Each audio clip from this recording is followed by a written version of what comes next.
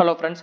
So இன்றைக்கான AKS GK vibe சீரீஸில் ரீசெண்டாக நடந்து முடிஞ்ச எக்ஸாமில் கேட்ட ஜிகே கொஸ்டின்ஸை நம்ம கம்ப்ளீட்டாக பார்க்க போகிறோம். ஸோ அது மட்டும் இல்லாமல் அது ரிலேட்டடான முக்கியமான பாயிண்ட்ஸ் நிறையாவே எல்லாமே பார்க்க போகிறோம். ஸோ இந்த வீடியோவில் நிறைய அடிஷ்னல் பாயிண்ட்ஸ் வச்சுருக்கேன், எல்லாமே ரொம்ப ரொம்ப முக்கியமான கொஸ்டின்ஸு.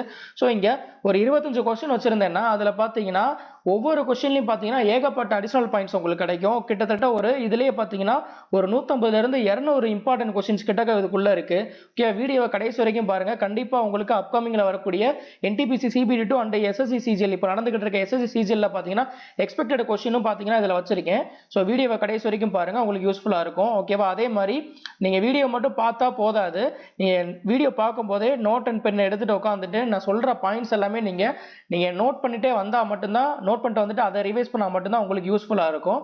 ஓகேவா? ஓகே, ஃபர்ஸ்ட் கொஸ்டின் பாருங்க. Which architectural structure is best described by the ribbed walls, pointed arches, flying buttress and stained glass window? So இது பார்த்தீங்கன்னா எந்த ஆர்கிடெக்சரில் வந்து இதெல்லாம் இருக்குது அப்படின்னு கேட்டிருக்காங்க. ஓகேவா? ஸோ இங்கே பார்த்தீங்கன்னா 4 ஆப்ஷன்லேயே பார்த்தீங்கன்னா ஒவ்வொரு ஆர்கிடெக்சருக்கும் பார்த்தீங்கன்னா ஒரு ஸ்டைல் இருக்கும். இப்போ நம்மளே வீடு கட்டும் போது பார்த்தீங்கன்னா நம்ம என்ன பண்ணுவோம், நம்மளுக்கு இந்த மாதிரி வேணும் அந்த மாதிரி வேணும்னு சொல்லிட்டு நம்ம டிசைன் பண்ணி நம்ம இந்த டிசைனில் தான் வேணும்னு சொல்லி போனோம்ல, அந்த மாதிரி பார்த்தீங்கன்னா அப்போ ஆட்சி பண்ணவங்களுக்கு அவங்களுக்குன்னு ஒரு ஆர்கிடெக்சர் பில்ட் பண்ணும்போது அவங்களுக்குன்னு ஒரு ஸ்டைலில் தான் பண்ணியிருப்பாங்க. ஸோ அது பார்த்தீங்கன்னா இந்த ரிப்டு வால்ஸு, பாயிண்டட் ஆர்ச்சஸ், அதே மாதிரி இதெல்லாம் பார்த்தீங்கன்னா இதெல்லாம் எதில் இருக்குன்னு மெயினாக கேட்குறாங்க. ஸோ இது பார்த்தீங்கன்னா இந்த கோத்திக் ஸ்டைலில் தான் பார்த்தீங்கன்னா மெயினாக இதெல்லாம் இருக்கும். ஓகேவா? So ribbed walls, pointed arches, அதே மாதிரி flying buttress, stained glass window. So இதெல்லாம் யூஸ் பண்ணி பார்த்தீங்கன்னா இந்த கோத்திக் ஆர்கிடெக்சர் வந்து பண்ணியிருப்பாங்க. ஓகேவா? அதே மாதிரி ஸோ இங்கே இண்டோ இஸ்லாமிக் இவங்க கட்டின விதம் எப்படி இருக்குன்னு பார்த்தீங்கன்னா மெயினாக என்னென்னலாம் யூஸ் பண்ணி பண்ணியிருப்பாங்க, இவங்களுடைய ஸ்டைல் எப்படி இருக்கும் அப்படின்னா, ஸோ மெயினாக இவங்க டோம்ஸ் அண்டு மினரட்ஸு, அதே மாதிரி ஜல்லி லாட்டிஸ் ஸ்க்ரீன், இது மெயினாக பார்த்தீங்கன்னா கேட்டிருக்காங்க. ஓகேவா? ஜல்லி லாட்டிஸ் ஸ்க்ரீன் வந்து எந்த ஆர்கிடெக்சரில் வந்து ஃபாலோ பண்ணியிருக்காங்க அப்படின்றது. ஸோ அது கீழே உள்ள எக்ஸாம்பிளும் கொடுத்துருக்கேன், இதெல்லாம் நல்லா பார்த்து வச்சுக்கோங்க. ஓகேவா? ஸோ அதே மாதிரி தான். ஸோ முகல் எம்பரரில் பார்த்தீங்கன்னா இந்த மாதிரி ஆனியன் ஷேப்டு டோம்ஸு, இந்த தாஜ்மஹால் இதெல்லாம் இருக்குது பார்த்தீங்களா, ஆனியன் ஷேப்டு டோம்ஸு. அதே மாதிரி என்ன மெட்டீரியலில் வந்து இவங்க பில்ட் பண்ணியிருப்பாங்க அப்படின்னா மெயினாக வந்து ரெட் சாண்ட்ஸ்டோன், அதே மாதிரி ஒயிட் மார்பிள்ஸு, ஸோ இதெல்லாம் யூஸ் பண்ணி வந்து பில்ட் பண்ணியிருப்பாங்க. ஓகேவா? ஸோ இதெல்லாம் பார்த்தீங்கன்னா இந்த ஆர்கிடெக்சரில் பார்த்தீங்கன்னா கொஞ்சம் இன்டெப்த்தாகவே கேட்குறாங்க. இதெல்லாம் யூஸ் பண்ணி என்ன மெட்டீரியல் யூஸ் பண்ணி இதெல்லாம் கட்டியிருக்காங்க, இது எந்த ஸ்டைல் ஆஃப் ஆர்கிடெக்சர், இப்படிலாம் கேட்டிருக்காங்க. ஸோ இதெல்லாம் கொஞ்சம் பார்த்து வச்சுக்கோங்க. ஓகேவா? அடுத்த கொஸ்டின். ஸோ இப்போ பார்த்தீங்கன்னா இந்த ரீசெண்டாக உள்ள எக்ஸாமில் பார்த்தீங்கன்னா கஷ்டமாக கேட்கணுன்றதுக்காக என்ன பண்ணுறாங்கன்னா ஸ்டேட்மெண்ட் கொஸ்டின் நிறையா வைக்கிறாங்க. ஸோ அந்த ஸ்டேட்மெண்ட் பொறுத்த வரைக்கும் பார்த்தீங்கன்னா உங்களுக்கு எல்லா ஆப்ஷனும் தெரிஞ்சால் தான் உங்களால் ஆன்சர் பண்ண முடியும். ஒரு ஆப்ஷன் தெரியலனா கூட அதை ஆன்சர் பண்ண முடியாது. அதனால் அதை பற்றி கொஞ்சம் நல்ல ஐடியா இருந்தால் மட்டும்தான் உங்களால் ஆன்சர் பண்ண முடியும். ஓகேவா? ஸோ அதனால் பார்த்தீங்கன்னா கொஞ்சம் கஷ்டமாக வைக்கிறாங்க ஸ்டேட்மெண்ட் கொஸ்டினை கொடுத்துட்டு. ஸோ அதெல்லாம் பார்ப்போம் என்னன்ட்டு. ஓகே, ஸோ இப்போ இந்த இந்தியன் ஃப்ரீடம் மூமெண்ட் கொடுத்துட்டு இதில் பார்த்தீங்கன்னா 3 ஆப்ஷன் கொடுத்துட்டு இதில் எது வந்து கரெக்ட் அப்படின்னு கேட்குறாங்க. ஓகேவா? ஸோ ஃபர்ஸ்ட் பார்த்தீங்கன்னா Simon commission came to India in 1927. 1927 இந்தியாவுக்கு வந்தாங்களான்னு கேட்குறாங்க. ஆமாம், வந்திருக்காங்க.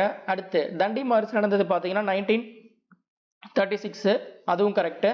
அடுத்து கேபினட் மிஷன் 1946 வந்து வந்தாங்களா, அதுவும் கரெக்ட். ஸோ 3மே கரெக்ட். ஆப்ஷன் சி தான் வந்து இதுக்கு கரெக்டான ஆன்சரு. ஓகேவா? ஸோ இதில் சைமன் கமிஷனை பொறுத்த வரைக்கும் பார்த்தீங்கன்னா ஓகே, சைமன் கமிஷன் பார்த்தீங்கன்னா எப்போ வர்றாங்க அப்படின்னா 1927 தான் இந்தியாவுக்கு வர்றாங்க. ஓகேவா? அதே மாதிரி சைமன் கமிஷன் எதுக்காக வந்து ஃபார்ம் பண்ணாங்க அப்படின்னா இது கவர்மெண்ட் ஆஃப் இந்தியா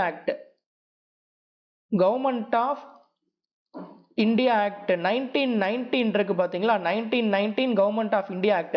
ஸோ இதில் பார்த்தீங்கன்னா இரட்டை ஆட்சி முறை டயார்கி வந்து இன்ட்ரடியூஸ் பண்ணியிருப்பாங்க.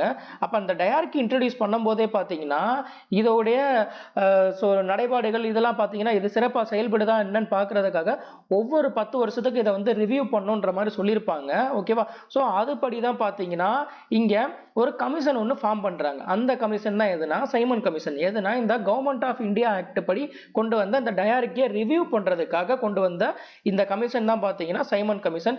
இந்த கமிஷன்ல பாத்தீங்கன்னா எத்தனை பேர் இருந்திருக்காங்க அப்படின்னா 7 பேர் இருந்திருக்காங்க. ஓகேவா? ஸோ 7 மெம்பர்ஸ் கமிஷன் தான் பாத்தீங்கன்னா இந்த சைமன் கமிஷன். இதுல பாத்தீங்கன்னா ஒரு இந்தியன் கூட இல்லை அப்படின்றனால இந்த சைமன் கமிஷனை பாத்தீங்கன்னா என்ன பண்றாங்கன்னா பைகாட் பண்ண ஆரம்பிக்கிறாங்க, அதாவது புறக்கணிக்கிறாங்க. ஓகேவா? ஸோ பைகாட்டட் த சைமன் கமிஷன், புறக்கணிக்க ஆரம்பிக்கிறாங்க. ஒவ்வொரு இடத்துலையும் பார்த்தீங்கன்னா இந்த சைமன் கமிஷனுக்கு எதிராக பார்த்தீங்கன்னா நிறைய புரட்சி வந்து பண்ண ஆரம்பிக்கிறாங்க. கோபேக் சைமன்ற முழக்கம்லாம் எழுப்பி பார்த்தீங்கன்னா இதுக்கு எதிராக வந்து எதிர்ப்பு தெரிவிக்க ஆரம்பிக்கிறாங்க. ஸோ அதுபடி பார்த்தீங்கன்னா இதில் சென்னையில் பார்த்தீங்கன்னா Simon boycott propaganda committee,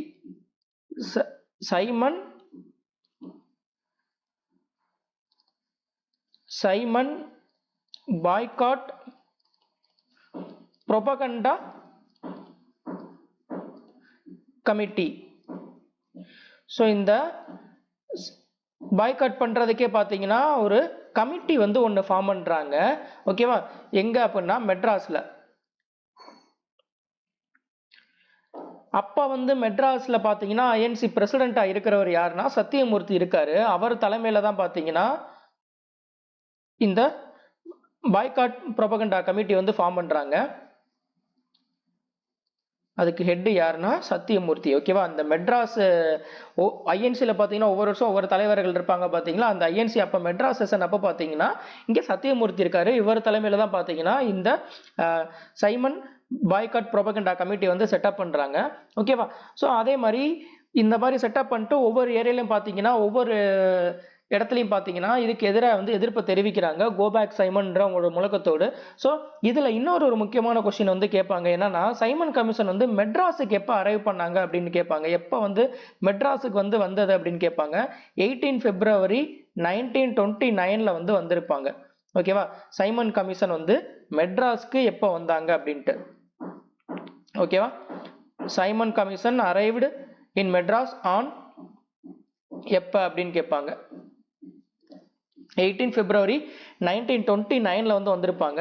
so இந்த அதே மாதிரி பார்த்தீங்கன்னா இதில் காங்கிரஸும் முஸ்லீம் லீகும் ரெண்டுமே பார்த்தீங்கன்னா இந்த சைமன் கமிஷனை புறக்கணிச்சிடுறாங்க. ஓகேவா? அதே மாதிரி இந்த சைமன் கமிஷனுக்கு எதிராக எதிர்ப்பு தெரிவிக்கிறாங்கன்னு சொன்னோம்ல, இதுக்கு எதிர்ப்பு தெரிவிக்கும் போது தான் பார்த்தீங்கன்னா லாகூர்ல லாலா லஜபதி ராய் வந்து தாக்கப்படுறாரு. இது முக்கியமானது. லாலா லஜபதி ராய் பார்த்தீங்கன்னா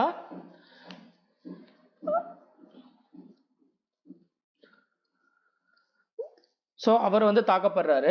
ஓகேவா? ஸோ அவர் தாக்கப்பட்டதில் பார்த்தீங்கன்னா ரொம்ப பலவீனமாகி பார்த்தீங்கன்னா இதில் இறந்துடுறாரு. ஓகேவா? ஸோ இது வந்து மெயினாக வந்து கேட்டிருப்பாங்க. எப்படி கேட்டிருப்பாங்கன்னா இதில் கொஸ்டின் வந்து சைமன் கமிஷனில் ரிலேட்டான இந்த மாதிரி தலைவர்கள் யாருன்னு சொல்லிட்டு 4 ஆப்ஷனை கொடுத்துருவாங்க. இல்லை சைமன் கமிஷனில் பார்த்தீங்கன்னா இந்த மாதிரி அட்டாக் பண்ண அதாவது பிரிட்டிஷாரால அட்டாக் பண்ண இந்த தலைவர் யார் அப்படின்றத கேட்பாங்க. ஓகேவா? 4 ஆப்ஷன் கொடுத்து கேட்டுருவாங்க. லாகூர்ல லாலா லஜபதி ராய் வந்து அட்டாக் பண்றாங்க. ஓகேவா? அடுத்து பாத்தீங்கன்னா தண்டி மார்ச். ஸோ தண்டி மார்ச் பொறுத்த வரைக்கும் பாத்தீங்கன்னா இது வந்து 1930 வந்து ஓகே. ஸோ 1930 பாத்தீங்கன்னா இது வந்து தண்டி மார்ச் வந்து நடக்குது. ஓகேவா? ஸோ இது எதுக்காக அப்படின்னா இது ஆக்சுவலா இந்த சிவில் டிசோபீடியன்ட் பார்த்தீங்கன்னா 1930 தான் பார்த்தீங்கன்னா அந்த சிவில் டிசோபீடியன்ட் மூவ்மெண்ட் வந்து காந்தி வந்து நடத்துவார். அது எதுக்காக நடத்துறாரு அப்படின்னு பார்த்தீங்கன்னா பார்த்தீங்கன்னா சிவில் டிசோபீடியன்ட் அப்படின்னா சட்ட மறுப்பு இயக்கம். ஓகேவா? சட்டத்தை மறுக்கிறாரு. ஓகேவா? எதனால அப்படின்னா ஸோ நம்ம சாமானிய மக்கள் பயன்படுத்தும் இந்த அன்றாட பயன்படுத்துகிற அந்த உப்பு இருக்கு பார்த்தீங்களா, அந்த உப்புல பார்த்தீங்கன்னா பிரிட்டிஷார் பார்த்தீங்கன்னா அதிகமாக வரி விதிச்சிருப்பாங்க. ஸோ அந்த வரியை வந்து நீக்கணும். அது பார்த்தீங்கன்னா அந்த வரி வந்து அதிகமாக இருக்குன்னு சொல்லிட்டு அந்த வரியை வந்து நீக்கணும், உப்பு மேல உள்ள வரியை நீக்கணும்னு சொல்லிட்டு அப்ப வந்து யார் வந்து வைஸ்ராய் இருந்திருப்பாருன்னா லார்ட் இர்வின் இருந்திருப்பாரு. இர்வின்ட்ட பாத்தீங்கன்னா மனு கொடுக்குறாங்க. ஓகேவா? ஸோ மனு கொடுத்துட்டு இந்த மாதிரி ஜனவரி 31 1930 பார்த்தீங்கன்னா நீங்க இதை வந்து நீங்க இந்த உப்பு மேல உள்ள வரியை வந்து நீங்க நீக்கணும் அப்படின்னு சொல்லிட்டு இவர்கிட்ட வந்து மனு கொடுக்குறாங்க.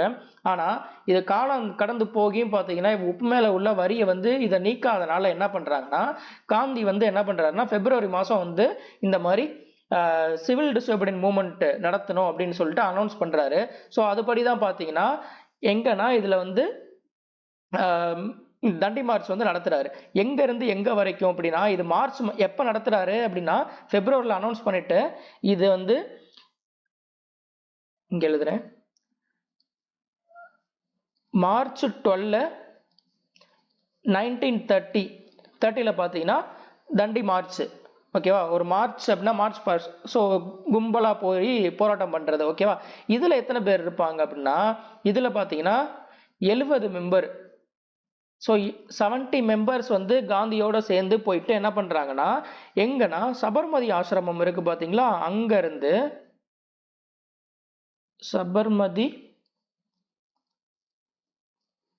சபர்மதி ஆசிரமம்ல இருந்து தண்டி வரைக்கும்.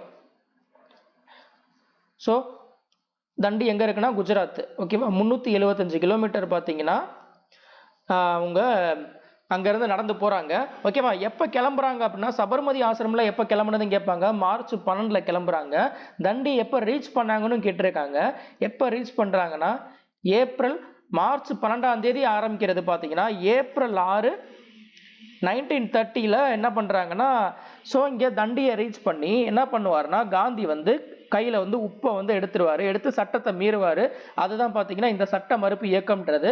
ஓகேவா, இவர் சட்டத்தை மீறதுனால என்ன பண்ணுவாங்கன்னா காந்திஜியை கைது பண்ணி என்ன பண்ணுவாங்கன்னா ஜெயில வந்து அடைச்சிருவாங்க. அது எந்த ஜெயிலுன்னு கூட கேட்பாங்க. ஓகேவா, ஸோ யார்டவாத் ஜெயில். இது பாத்தீங்கன்னா எந்த ஜெயில்னா யார்டவாத் ஜெயில வந்து காந்தியை வந்து அடைச்சிருவாங்க. ஓகேவா,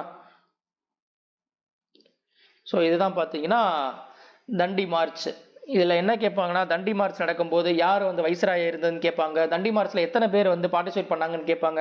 தண்டி மார்ச் எப்போ நடந்துச்சுன்னு கேட்பாங்க. தண்டியை ரீச் பண்ணது எப்போன்னு கேட்பாங்க. எத்தனை கிலோமீட்டர் வந்து போனாங்கன்னு கேட்பாங்க. அதே மாதிரி காந்திஜி எந்த ஜெயிலில் அடிச்சாங்கன்னு கேட்பாங்க. இத்தனை கொஸ்டின் இருக்கு. ஓகேவா, இது எல்லாத்தையும் நோட் பண்ணி வச்சுக்கோங்க. ஓகே, அதுக்கடுத்து பார்த்தீங்கன்னா இந்த கேபினட் மிஷன் பார்த்தீங்கன்னா 1946 வந்து கொண்டு வராங்க. ஓகேவா, ஸோ இது பார்த்தீங்கன்னா இந்த கேபினட் மிஷனை பொறுத்த வரைக்கும் பார்த்தீங்கன்னா என்ன அப்படின்னா இந்த எதுக்காக இதை அமைச்சாங்க அப்படின்னா கேபினட் மிஷன்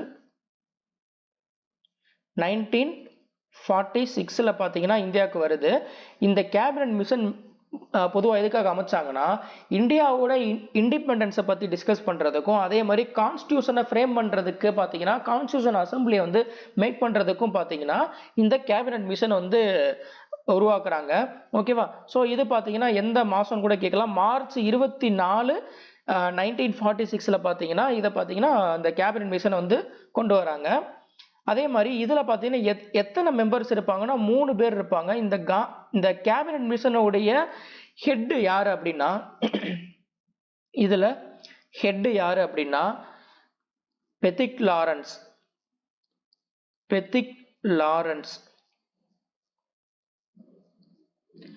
அதுக்கப்புறம் பாத்தீங்கன்னா இது போக இன்னும் 2 பேர் இருப்பாங்க அந்த குழுல. யாருன்னா Stafford grips.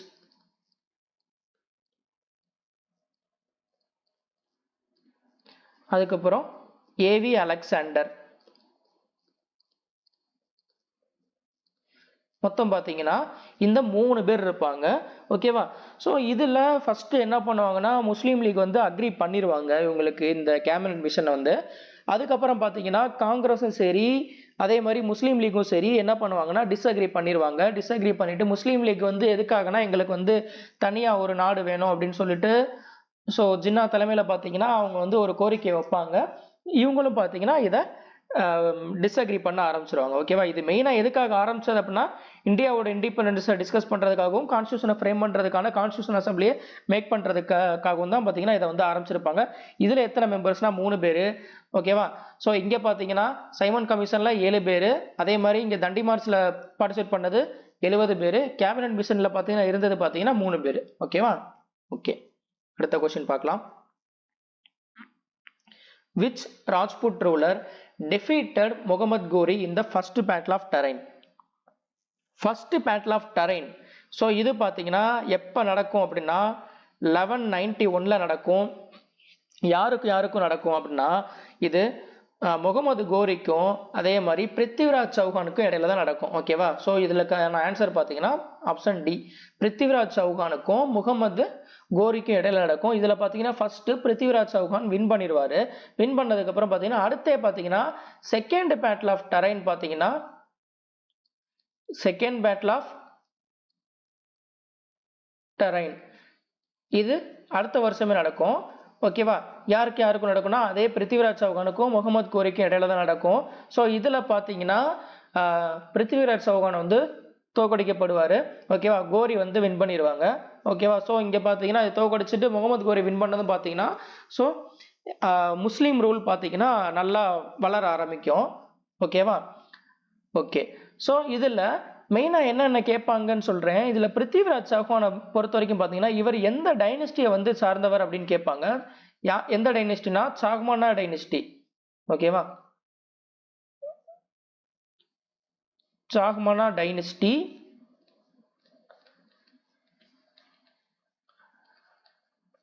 Delhi to Ajmer. Okay. Prithviraj Chauhan வந்து எந்த டைனஸ்டியை சார்ந்தவர்னா சாகமானா டைனஸ்டி. ஓகேவா? அதே மாதிரி இங்க ஹெமு சந்திர விக்ரமாதித்யா, ஹெமுன்றவர் யாரு அப்படின்னா இவர் பாத்தீங்கன்னா யாருடைய ஜெனரலா இருந்தாரு அப்படின்னா இவர் general of he was the general of Adil Shah Suri. Adil Shah சூரியோடைய ஜெனரலா இருந்தவர். அதுக்கப்புறம் பாத்தீங்கன்னா இந்த ஹெமுவோடைய இன்னொரு முக்கியமான ஒரு வார் இருக்கு ஹெமுவோட ரிலேட் பண்ணது. என்ன அப்படின்னா செகண்ட்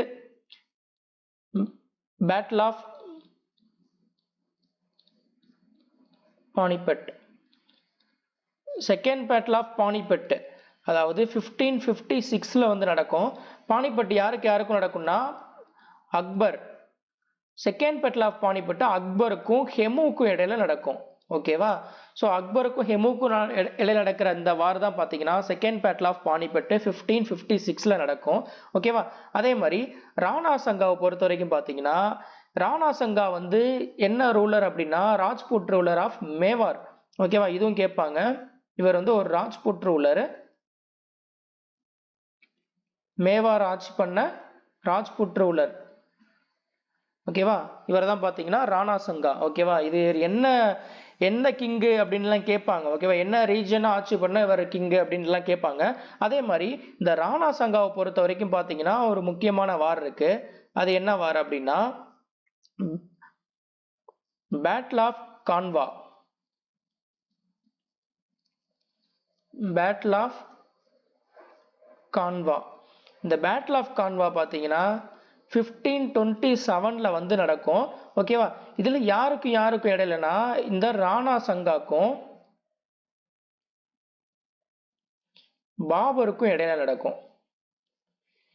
ஓகேவா? பேட்டில் ஆஃப் கான்வா வந்து ராணா சங்காக்கும் அதே மாதிரி பாபருக்கு இடையில நடக்கக்கூடிய வார் தான் பாத்தீங்கன்னா பேட்டில் ஆஃப் கான்வான்றது. அதுக்கப்புறம் பப்பா ரவால். ஸோ இவர் பாத்தீங்கன்னா என்ன ரூலர் அப்படின்னா he was the ruler of Guhila dynasty.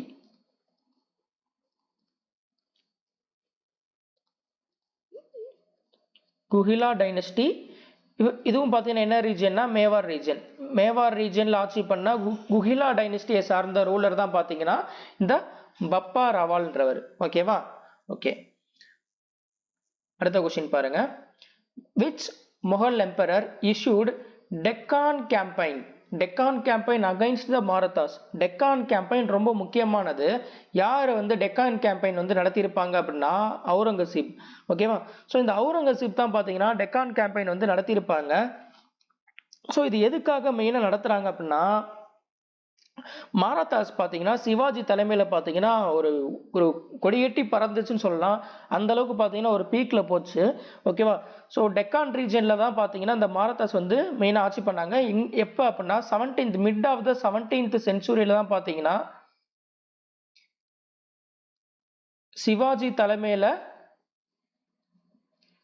Sivaji தலைமையில் உள்ள இந்த மாரதாஸ் பார்த்தீங்கன்னா நல்லா உச்சிக்கு போகும். அதை அப்போ பார்த்தீங்கன்னா இந்த சைடு பேரலா போய்கிட்டு இருக்க முகல்ஸுக்கு பார்த்தீங்கன்னா அந்த வளர்ச்சியை பார்க்கும்போது இவரே வந்து இந்த மாரதாஸை நம்ம எப்படியாவது அந்த டெக்கான் ரீஜனை நம்ம வந்து கைப்பற்றி எப்படியாவது முகல்ஸ் எம்பையரோட வந்து அனெக்ஸ் பண்ணுவோம், அதாவது சேர்த்துறணும் அப்படின்னு சொல்லிட்டு என்ன பண்ணுவார்னா இவர் வந்து டெக்கான் கேம்பெயின் அல்லது டெக்கான் பாலிசின்னு ஒன்று இன்ட்ரடியூஸ் பண்ணுவார். இதுதான் பார்த்தீங்கன்னா இந்த இது ஓகேவா. இது வந்து அவுரங்கசீப் வந்து மாரதாஸ்க்கு எதிராக பண்ற ஒரு கேம்பெயின் தான் பார்த்தீங்கன்னா டெக்கான் கேம்பெயின் ஓகேவா. அதே மாதிரி இந்த டெக்கான் கேம்பெயின் வெறும் மாரதாஸ்க்கு எதிராக மட்டும் கிடையாது ஓகேவா. இது மாரதாஸுக்கு எதிராக மெயினா, அதுக்கப்புறம் பார்த்தீங்கன்னா பிஜப்பூர், மாரதாஸ், பிஜப்பூர், கோல்கொண்டா. ஸோ இதுக்கு எதிராக பார்த்தீங்கன்னா இவங்க வந்து ஒரு கேம்பெயின் நடத்துறதான் பார்த்தீங்கன்னா இது வந்து டெக்கான் கேம்பெயின்றது.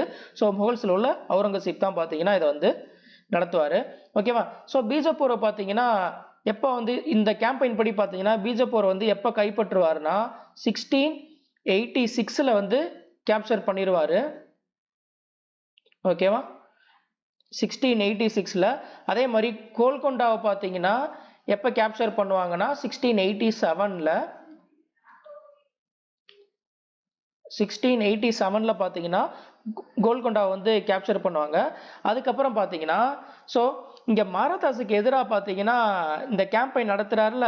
ஸோ இதில் பார்த்தீங்கன்னா சிவாஜி இருக்கிற வரைக்கும் பார்த்தீங்கன்னா இவர் வந்து ஒன்றும் பண்ண முடியல ஓகேவா. அதுக்கப்புறம் பார்த்தீங்கன்னா சிவாஜி வந்து எப்போ இறந்து போவார் அப்படின்னா எப்போ இறந்து போவார்னா 1680 இறந்துடுவார். 1680 இறந்ததுக்கு அப்புறம் பார்த்தீங்கன்னா சிவாஜி இறந்ததுக்கு அப்புறம் இவரோட சன்னு சிவாஜியுடைய சன்னு யாருன்னா சம்பாஜி தான் பார்த்தீங்கன்னா இதை வழிநடத்தி கொண்டு போறாரு, மாரதாஸை வந்து வழிநடத்தி கொண்டு போறாரு. அதுக்கப்புறம் பார்த்தீங்கன்னா 1689 பார்த்தீங்கன்னா இந்த சம்பாஜியை பார்த்தீங்கன்னா அவுரங்கசீப் வந்து கேப்சர் பண்ணி வந்து கொண்டுறாரு ஓகேவா. 1689 சம்பாஜி வந்து அவுரங்கசீப் கேப்சர் பண்ணி கொன்றுவாரு. அவுரங்கசீப் கேப்சர்டு சம்பாஜி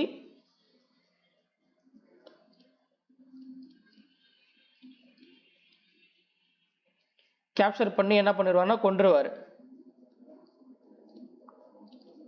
எப்போ அப்படின்னா 1689 ஓகேவா. ஸோ அதுக்கப்புறம் பார்த்தீங்கன்னா இவர் இறந்ததுக்கு அப்புறமே ஆல்மோஸ்ட் பார்த்தீங்கன்னா இது வந்து ஒரு மாரதாஸ் பெரிய வீழ்ச்சி சந்திக்க ஆரம்பிச்சிடும். ஸோ அதுக்கப்புறம் பார்த்தீங்கன்னா மாரதாஸ் வீழ்ச்சி சந்திக்காது இங்கே. அதுக்கப்புறம் இங்க 1689 இவர் இறந்துருவாரு. இவர் இறந்ததுக்கு அப்புறம் பாத்தீங்கன்னா மாரதாஸ் வந்து மெயினா வந்து வார்ல வந்து எதை யூஸ் பண்ணுவாங்க அப்படின்னா ஸோ கொரில்லா வார்ஃபேர் வந்து மெயினா நல்லா யூஸ் பண்ணுவாங்க ஓகேவா. இது மெயினா கேட்டிருக்காங்க. கொரில்லா வார்ஃபேர் இதை வந்து எஃபெக்டிவா யூஸ் பண்ண கிங்டம் எது அப்படின்னு கேட்டிருக்காங்க. மாரதாஸ் தான் பாத்தீங்கன்னா இந்த கொரில்லா வார்ஃபேர் வந்து மெயினா வந்து போர்ல வந்து இது ஒரு டாக்டிக்ஸ், ஒரு ட்ரிக்கு. ஸோ அதை வந்து யூஸ் பண்ணி சண்டை போட ஆரம்பிப்பாங்க ஓகேவா. அதே மாதிரி இப்போ அவுரங்கசீப் எப்போ இறந்து போவார் அப்படின்னா 1707 வந்து இறந்து போவார். இவர் இறந்ததுக்கு அப்புறம் தான் பார்த்தீங்கன்னா முகல்ஸ் வந்து கம்ப்ளீட்டாக அப்படியே வீழ்ச்சி அடைய ஆரம்பிக்கும். அதே மாதிரி மாரதாஸ் பார்த்தீங்கன்னா நல்லா வளர ஆரம்பிக்கும் ஓகேவா. ஸோ அதுதான். ஸோ இதுதான் மெயினாக வந்து இந்த டெக்கான் கேம்பெயினுக்கு ரிலேட்டடாக உள்ள முக்கியமான பாயிண்ட்ஸ் எல்லாம். ஸோ இது மெயினாக கேட்குறது எப்போனா அவுரங்கசீப் பீஜப்பூரை எப்போ கைப்பற்றினார், எந்த வருஷம் கைப்பற்றினாருன்றதை கேட்பாங்க. கோல்கொண்டாவை எந்த வருஷம் கைப்பற்றினார்ன்றதை கேட்பாங்க. அதே மாதிரி சிவாஜி எந்த வருஷம் இறந்தாருன்னு கேட்பாங்க. சிவாஜியோட பையன் யாருன்னு கேட்பாங்க. கொரில்லா வார்ஃபேர் அதை வந்து எஃபெக்டிவாக யூஸ் பண்ணது யார் அப்படின்றத கேட்பாங்க ஓகேவா. ஸோ அது ஒன்று. அதுக்கப்புறம் சம்பாஜி வந்து யார் வந்து கைப்பற்றினா, முகலுடைய எந்த எம்பரர் வந்து பார்த்தீங்கன்னா சம்பாஜி வந்து கைப்பற்றி கொன்னாங்க அப்படின்றத கேட்பாங்க. அவுரங்கசீப் இறந்தது எப்பன்றதை கேட்பாங்க. 1707 இத்தனை பாயிண்ட் இருக்கு ஓகேவா. இது எல்லாத்தையும் நோட் பண்ணிக்கோங்க. ஸோ இதில் அவுரங்கசீப் இறந்ததுக்கு அப்புறம் தான் பார்த்தீங்கன்னா முகல்ஸுடைய வீழ்ச்சி வந்து அது வந்து டிக்ளைன் ஆக ஆரம்பிக்கும். வளர்ச்சி வந்து அப்படியே கொஞ்சம் கொஞ்சமாக குறைஞ்சு டிக்ளைன் ஆக ஆரம்பிக்கும். அதே மாதிரி மாரதாஸ் கொஞ்சம் வளர ஆரம்பிக்கும் அந்த இடத்துல ஓகேவா. ஓகே, அடுத்த question. Chipko movement Chipko movement method used by the villagers. Chipko movement method used by the villagers. Villagersனால யூஸ் பண்ணப்பட்ட அந்த movement method என்ன அப்படின்னு கேக்குறாங்க. violent protesta இல்ல வந்து hugging trees to prevent cutting இல்ல burning forest lawsuit அப்படின்னு கேக்குறாங்க. hugging trees to prevent cutting இது வந்து என்ன அப்படின்னா இது வந்து ஒரு environmental protection movement தான் பாத்தீங்கன்னா இந்த சிப்கோ மூவ்மெண்ட்ன்றது. ஓகேவா? அப்ப மரத்தெல்லாம் கட் பண்றாங்கன்னு சொல்லிட்டு என்ன பண்றாங்கன்னா அப்ப ஃபார்மர்ஸ் எல்லாம் என்ன பண்ணிடுறாங்கன்னா இதுக்கு எதிரா வந்து அதாவது டீஃபாரஸ்டேஷனுக்கு அகைன்ஸ்டாவும் என்விரான்மெண்ட்டை ப்ரொடெக்ட் பண்ணுன்றதுக்காக தான் ஆரம்பிச்ச மூவ்மெண்ட் தான் பாத்தீங்கன்னா இந்த சிப்கோ மூவ்மெண்ட்ன்றது. ஓகேவா? இந்த சிப்கோ மூவ்மெண்ட் எப்ப வந்து நடக்குது அப்படின்னா 1973ல பாத்தீங்கன்னா இந்த மூவ்மெண்ட் வந்து நடத்துறாங்க. இது யாருனாலனா வில்லேஜர்ஸ் தான் பாத்தீங்கன்னா நடத்துறாங்க. ஓகேவா? அவங்க எல்லாம் சேர்ந்து நடத்துறாங்க. இத தலைமை தாங்கி நடத்துறது இந்த சிப்கோ மூவ்மெண்ட் எங்க இருந்து ஆரம்பிக்கிறாங்க அப்படின்னா இது மெயினா கேட்டிருக்காங்க. சமோலி டிஸ்ட்ரிக்ட்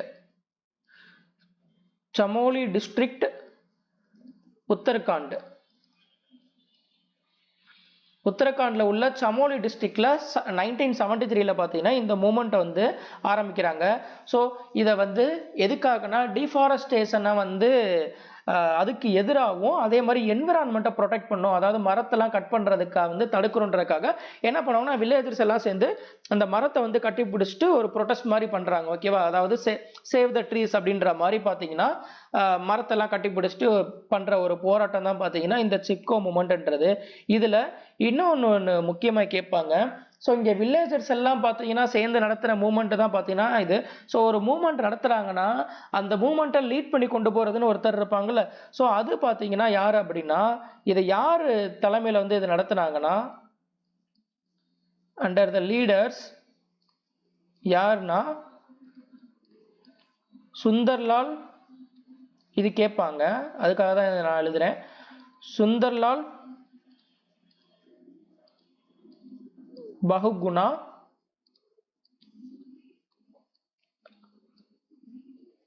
அதுக்கப்புறம் இன்னொருத்தர்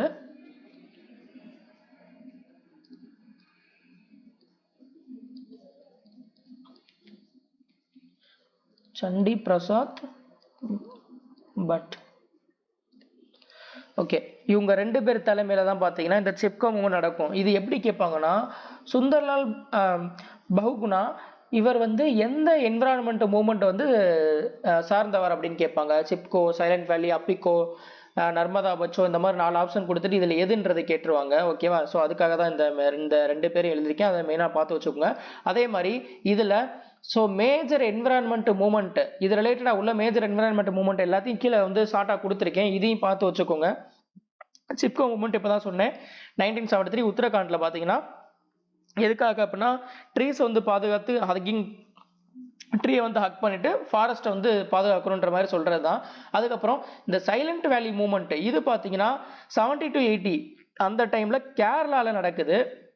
இது எதுக்காக அப்படின்னா கேரளால இந்த சைலண்ட் வேலி அதாவது கேரளால தான் பாத்தீங்கன்னா டிராபிக்கல் ரெயின் ஃபாரஸ்ட் வந்து இருக்கு. ஓகேவா? அதிகமா இருக்கிறது பாத்தீங்கன்னா டிராபிக்கல் ரெயின் ஃபாரஸ்ட் அதிகமா இருக்கு கேரளால தான்.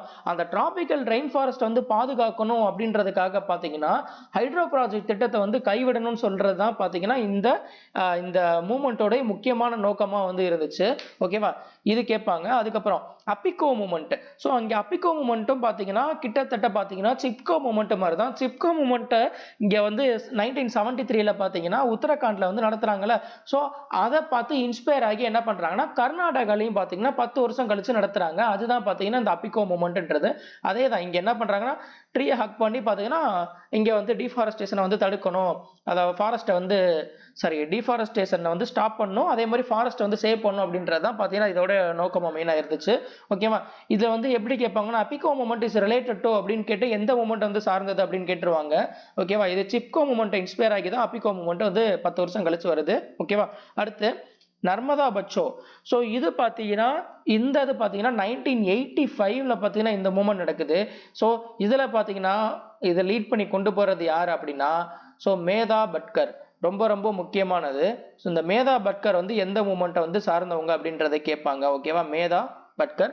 அதுக்கப்புறம் இது எதுக்காக அப்படின்னா அப்ப பாத்தீங்கன்னா இந்த நர்மதா ரிவர் நர்மதா நதியில தான் பாத்தீங்கன்னா இந்த ஹைட்ரோ ப்ராஜெக்ட் வந்து பண்றாங்க. சர்தார் சரோவர் டேம்.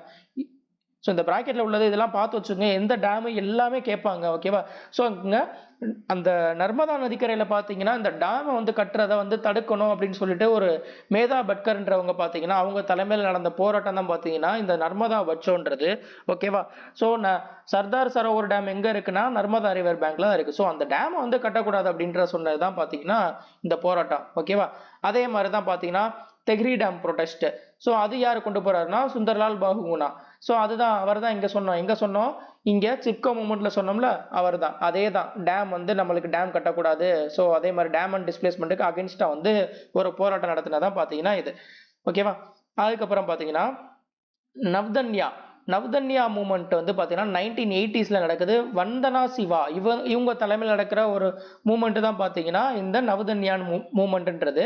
ஸோ இது பாத்தீங்கன்னா எதுக்காக அப்படின்னா மெயினா ஜெனட்டிக்கலி மாடிஃபைடு கிராப்ஸ், இந்த நிறைய இந்த பீட்டி கத்திரிக்காய் அந்த மாதிரி ஜெனட்டிக்கலா மாடிஃபை பண்றாங்க பாத்தீங்களா, இயற்கையா இல்லாம செயற்கையா உருவாக்குறாங்களா, அதுக்கு வந்து எதிராக வந்து ஒரு போராட்டம் பண்றதுதான் பாத்தீங்கன்னா இந்த நவ்தன்யா மூமெண்ட்ன்றது. இதுல பார்ட்டிசிபேட் பண்ணது யாருன்னா இங்க வந்தனா சிவான்றவங்க. ஓகேவா? ஓகே. ஸோ இதுதான் பார்த்தீங்கன்னா மேஜர் என்விரான்மெண்ட் மூமெண்ட். இதெல்லாம் பார்த்து வச்சுக்கோங்க. ஓகேவா? அதுக்கப்புறம் which of the following statement is correct? Okay, எது கரெக்ட்னு கேட்குறாங்க இந்த 4 ஆப்ஷன் கொடுத்துட்டு. ஸோ பாலிட்டியை பொறுத்த வரைக்கும் பார்த்தீங்கன்னா கஷ்டமாக கேட்கணும்னு நினச்சாங்கன்னா இந்த மாதிரி கொடுத்துறான் ஸ்டேட்மெண்ட் கொஸ்டினை தான் கொடுக்குறாங்க. ஓகேவா? ஓகே. ஸோ இது பார்ப்போம் என்னன்றது. Prime minister must be a member of Lok Sabha or the Rajya Sabha. Okay, correct. கண்டிப்பா இருக்கணும், மெம்பரா இருக்கணும். அடுத்து president of India has the power to grant pardon, reprieve, respite and remission of the punishment under the article of 73 of the Indian constitution. தப்பு. ஓகேவா? Article ஆக்சுவலா pardoning power வந்து article 72 படி தான் பாத்தீங்கன்னா பிரசிடென்ட்டுக்கு பார்டனிங் பவர் வந்து இருக்கு. ஓகேவா? அதாவது மன்னிப்பு அளிக்கும் அதிகாரம் வந்து இவருக்கு இருக்கிறது பார்த்தீங்கன்னா ஆர்டிகிள் 72 படி தான் இருக்கு. ஓகேவா? அடுத்து vice president of India is ex officio chairman of the Rajya Sabha, Lok Sabha கிடையாது. ஓகேவா? ஸோ அப்ப இதுவும் தப்பு. ஓகேவா? அடுத்து the governor of a state in India is appointed by the president and holds the office during the pleasure of the president. Correct. ஓகேவா? So இப்போ 1 4 தான் கரெக்ட். எதில் இருக்கு? ஆப்ஷன் 4ல இருக்கு, ஆப்ஷன் பியில் இருக்கு. ஓகேவா? ஸோ இப்போ 1 and 4 தான் கரெக்ட். ஓகேவா? இதில் ஃபர்ஸ்ட் பார்த்தீங்கன்னா என்ன சொல்றாங்க அப்படின்னா பிரசிடென்ட் வந்து லோக்சபா மெம்பரா அல்லது ராஜ்யசபா மெம்பரா இருக்கணும். ஓகேவா? ஸோ கண்டிப்பா இருக்கணும், ரெண்டுல ஏதாவது ஒரு ஹவுஸ்ல வந்து மெம்பரா இருக்கணும். ஸோ இது பிரைம் மினிஸ்டரை பொறுத்த வரைக்கும் பிரைம் மினிஸ்டர்னு கிடையாது, யூனியன் மினிஸ்டராக இருக்கட்டும் யாருனாலும் சரி, ஸோ அவங்க வந்து பார்லிமெண்ட்டுடைய அதாவது லோக்சபா ராஜ்யசபா இதோடைய மெம்பரா இல்லாதவங்க பார்த்தீங்கன்னா ஒரு யூனியன் மினிஸ்டராவோ அல்லது பார்த்தீங்கன்னா பிரைம் மினிஸ்டராவோ பார்த்தீங்கன்னா அப்பாயிண்ட் பண்ண முடியும். ஓகேவா? ஸோ ஆனால் அப்பாயிண்ட் பண்ணதுக்கு அப்புறம் பார்த்தீங்கன்னா அவங்க 6 மாசத்துக்குள்ள வித்தின் 6 months, ஸோ 6 மாசத்துக்குள்ள பார்த்தீங்கன்னா அவங்க ஒன்று அந்த லோக்சபாவுடைய பை எலெக்ஷனோ அல்லது ஜெனரல் எலெக்ஷனோ என்ன பண்ணா வின் பண்ணணும். ஓகேவா? வின் பண்ணி லோக்சபாவுடைய மெம்பரா வந்து ஆகணும். அல்லது பார்த்தீங்கன்னா ராஜ்யசபா, லோக்சபாவை பொறுத்த வரைக்கும் பார்த்தீங்கன்னா டைரக்ட் எலெக்ஷன், மக்களால் தேர்ந்தெடுக்கப்படுவோம். கரெக்டா? மக்கள் தான், நம்ம தான் போய் இது போட்டு போடுவோம். கரெக்டா? அதே மாதிரி ராஜ்யசபா பொறுத்த வரைக்கும் இன்டைரக்ட் எலெக்ஷன். ஸோ அது பார்த்தீங்கன்னா நாமினேஷன் பிளஸ் அங்கே பார்த்தீங்கன்னா ஸ்டேட் அசம்பிளி மெம்பர்ஸ் இருக்காங்க பார்த்தீங்களா, அவங்க தான் எலெக்ட் பண்றது. ஓகேவா? ஸோ அசம்பிளி ஸ்டேட் அசம்பிளியோட மெம்பர்ஸ் பார்த்தீங்கன்னா அவங்களால ஒன்று எலெக்ட் பண்ணி மெம்பர்ஸாக வரணும் ராஜ்யசபால, அல்லது பார்த்தீங்கன்னா லோக்சபால பார்த்தீங்கன்னா பை எலெக்ஷன்ல வின் பண்ணியோ அல்லது ஜெனரல் எலெக்ஷன்ல வின் பண்ணியோ லோக்சபாவோட மெம்பராக இருக்கணும் 6 மாசத்துக்குள்ள. அப்படி 6 மாசத்துக்குள்ள அவங்க வந்து இதுல மெம்பரா ஆகலைன்னா அவங்களாவே பதவி விலகினதா வந்து கருதப்படுவாங்க. ஓகேவா? அதுதான் வந்து ஃபர்ஸ்ட் ஸ்டேட்மெண்ட் சொல்லுது. ஓகேவா? ஸோ இதுல இந்த 6 மாசத்துக்குள்ள அவங்க மெம்பர் ஆகணும்னு சொல்றாங்க பாத்தீங்களா, இது வந்து எந்த ஆர்டிகிள் படினா ஆர்டிகிள் 75ல 5. ஓகேவா? ஸோ இதுதான் பாத்தீங்கன்னா என்ன சொல்லுதுன்னா இந்த மாதிரி மெம்பரா இல்லாதவங்க அதாவது லோக்சபா ராஜ்யசபால மெம்பரா இல்லாதவங்க பிரைம் மினிஸ்டராவோ அல்லது யூனியன் மினிஸ்டராவோ வந்து தேர்ந்தெடுக்கப்படலாம். ஆனா அவங்க 6 மாசத்துக்குள்ள பாத்தீங்கன்னா அவங்க இதுல உறுப்பினரா ஆகணும், மெம்பரா வந்து ஆகணும் அப்படின்னு சொல்றதுதான் பாத்தீங்கன்னா இந்த ஆர்டிகிள் 75ல 5. ஓகேவா? அடுத்து ஆர்டிகிள் 72 தான் பாத்தீங்கன்னா என்னதுன்னா, ஸோ பிரசிடென்ட்டுக்கு வந்து பவர், ஒரு அதிகாரம் கொடுக்குது. எதுக்காகனா இந்த பார்டன், ரெஸ்பிரைட், அதே மாதிரி ரெமிஷன், ஸோ இந்த இதெல்லாம் பாத்தீங்கன்னா அவருக்கு அதிகாரம் கொடுக்கறது பாத்தீங்கன்னா எந்த ஆர்டிகிள் படினா ஆர்டிகிள் 72 படி தான் அவருக்கு அதிகாரம் கொடுக்குது. ஓகேவா? ஆர்டிகிள் 73 எதை பத்தி சொல்லுது அப்படின்னா extent of union executive power. Extent of union executive power. Article 72 பாத்தீங்கன்னா பார்டனிங் பவர், பிரசிடென்ட்டுக்கு பாத்தீங்கன்னா மன்னிப்பளிக்கும் அதிகாரம் சொன்னல, அது பாத்தீங்கன்னா ஆர்டிகிள் 72 படி. ஆர்டிகிள் 73 படி பாத்தீங்கன்னா extent of union executive power. So executive power பிரசிடென்ட்டுக்கு பாத்தீங்கன்னா இருக்கிறது பாத்தீங்கன்னா அது வந்து 73வது ஆர்டிகிள் படி தான். அதுக்கப்புறம் பாத்தீங்கன்னா ஸோ இந்த தேர்ட் பாயிண்ட் என்னதுன்னா, வைஸ் பிரசிடென்ட் வந்து ex officio chairman of the லோக்சபான்னு கொடுத்துருக்காங்க. அது கிடையாது, ராஜ்யசபாவுடைய எக்ஸ் அஃபிஷியோ சேர்மன் தான் பாத்தீங்கன்னா வைஸ் பிரசிடென்ட் ஆக்ட் ஆவாங்க. ஓகேவா? அதே மாதிரி ஸோ இந்த வைஸ் பிரசிடென்ட் இப்போ வந்து அப்பாயிண்ட் பண்ணாங்கல்ல சிபி ராதாகிருஷ்ணன். ஓகேவா? இப்போ வந்து பிரசண்டா இருக்கிறது பாத்தீங்கன்னா எக்ஸ் அஃபிஷியோ சேர்மன். ஓகேவா? ராஜ்யசபாவோட ex officio chairman or vice president யார் அப்படின்னா இப்போ இருக்கிறவர் பாத்தீங்கன்னா சிபி ராதாகிருஷ்ணன், 15வது மெம்பர். ஓகேவா? ஸோ அதை தெரிஞ்சுக்கோங்க. அதுக்கப்புறம் வைஸ் பிரசிடென்ட்டை பொறுத்த வரைக்கும் பாத்தீங்கன்னா அவங்க சேலரி வாங்குறது பாத்தீங்கன்னா வைஸ் பிரசிடென்ட்டுக்கான சேலரி வாங்க மாட்டாங்க. ஓகேவா? எக்ஸ் அஃபிஷியோ சேர்மன் ஆஃப் ராஜ்யசபாவா இருக்கிறதுக்கான சேலரி தான் வாங்குவாங்க. ஓகேவா? அதே மாதிரி லோக்சபாவுடைய ஸ்பீக்கருடைய சேலரி என்னவோ அதுக்கு ஈக்குவலண்ட் சேலரி தான் பாத்தீங்கன்னா இங்கே எக்ஸ் அஃபிஷியோ சேர்மன் ஆஃப் ராஜ்யசபாவுக்கும் கொடுப்பாங்க. ஓகேவா? அதுக்கு ஈக்குவல் போஸ்ட்ன்றனால ஸோ அதுக்கு ஈக்குவலா உள்ள சேலரி வந்து கொடுப்பாங்க. அதே மாதிரி இங்க governor of a state in India is appointed by the president. So governor வந்து பிரசிடென்ட்டால அப்பாயிண்ட் பண்ணுவாருன்னு சொல்றாங்கல்ல, அது வந்து எந்த ஆர்டிகிள் படினா ஆர்டிகிள் 155 படி தான் பாத்தீங்கன்னா ஸோ கவர்னர் வந்து பிரசிடென்ட்டால அப்பாயிண்ட் பண்ணப்படுறாரு. ஓகேவா? அதே மாதிரி ஸோ பிரசிடென்ட்டோடைய விருப்பப்படி இவங்க எவ்வளவு நாள் வேணா இருந்துக்கலாம் அப்படின்ற சொல்றது பாத்தீங்கன்னா இது வந்து ஆர்டிகிள் 156 படி. ஓகேவா? ஆர்டிகிள் 155 படி பிரசிடென்ட் வந்து கவர்னரை அப்பாயிண்ட் பண்றாரு. அப்பாயின்மெண்ட் ஆஃப் த கவர்னர் வந்து 155. அதே மாதிரி holds the office during the pleasure of the president.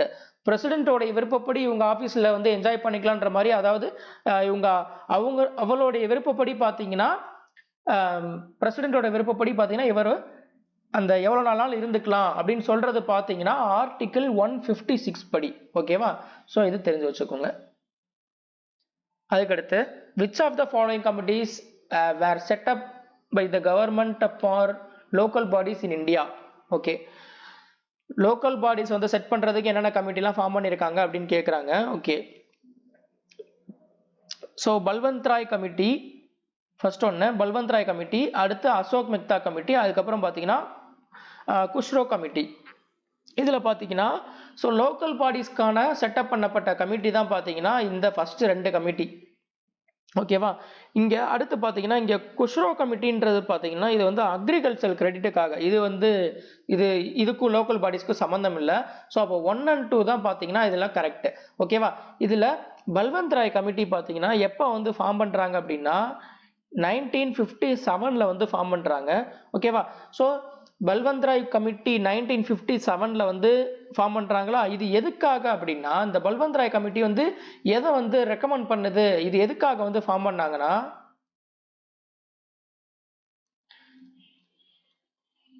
Recommended 3-tier panchayat raj system.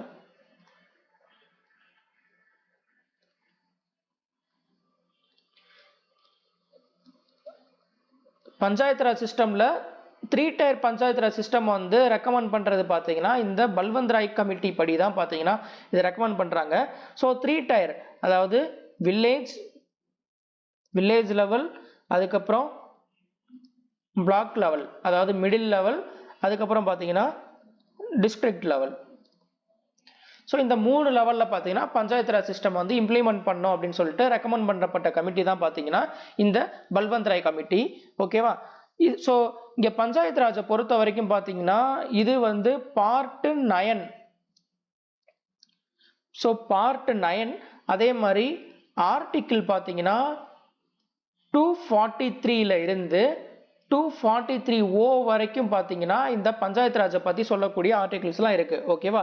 அதே மாதிரி இந்த பஞ்சாயத்து ராஜை பொறுத்த வரைக்கும் பாத்தீங்கன்னா இதை எந்த ஷெட்யூல்ல வந்து சொல்லியிருப்பாங்க அப்படின்னா 11th ஷெட்யூல்ல சொல்லியிருப்பாங்க.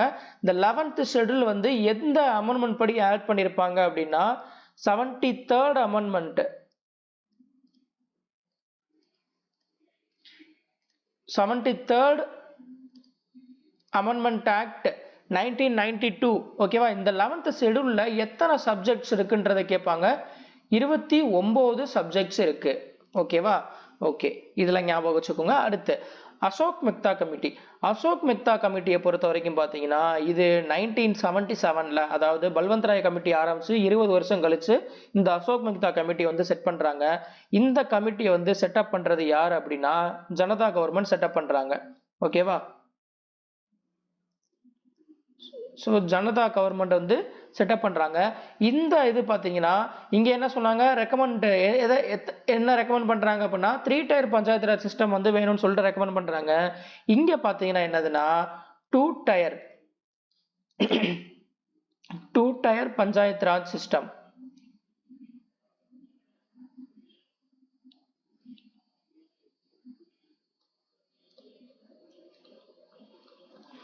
Two tier panchayat raj system வந்து இம்ப்ளிமெண்ட் பண்ணும் அப்படின்னு சொல்லிட்டு ரெக்கமெண்ட் பண்றாங்க.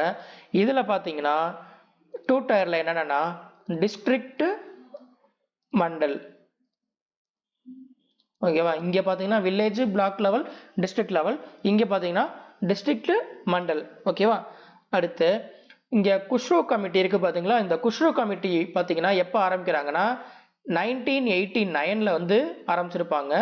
1989ல அதே மாதிரி யார் வந்து இதோடைய சேர்மன் அப்படின்னா ஏஎம் குஷ்ரோ. அதனாலதான் பாத்தீங்கன்னா கமிட்டி நேம் வந்து பாத்தீங்கன்னா குஷ்ரோ கமிட்டி அப்படின்னு வச்சிருக்காங்க. ஓகேவா? ஏஎம் குஷ்ரோ. ஓகேவா? இது எதுக்காக அப்படின்னா ஸோ அக்ரிகல்ச்சர் கிரெடிட் இருக்கு பாத்தீங்களா? ஸோ அது ரிலேட்டடான ஒன்று தான் பாத்தீங்கன்னா இந்த குஷ்ரோ கமிட்டின்றது. அதே மாதிரி இது அக்ரிகல்ச்சர் கிரெடிட்,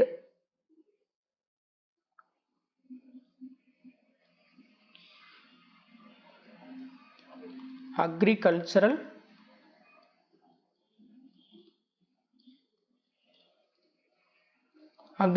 கிரெடிட். ஓகேவா? ஸோ அதே மாதிரி இதுல பாத்தீங்கன்னா இதை பேஸ் பண்ணி தான் இந்த கமிட்டி வந்து ஃபார்ம் பண்றாங்க.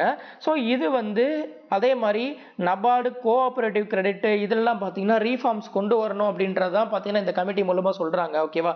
ஸோ நபார்டுன்றது என்னது அது? ஸோ இதுவும் பாத்தீங்கன்னா அக்ரிகல்ச்சர் ரிலேட்டடானது தான். அதே மாதிரி cooperative credit, NABARD, cooperative credit.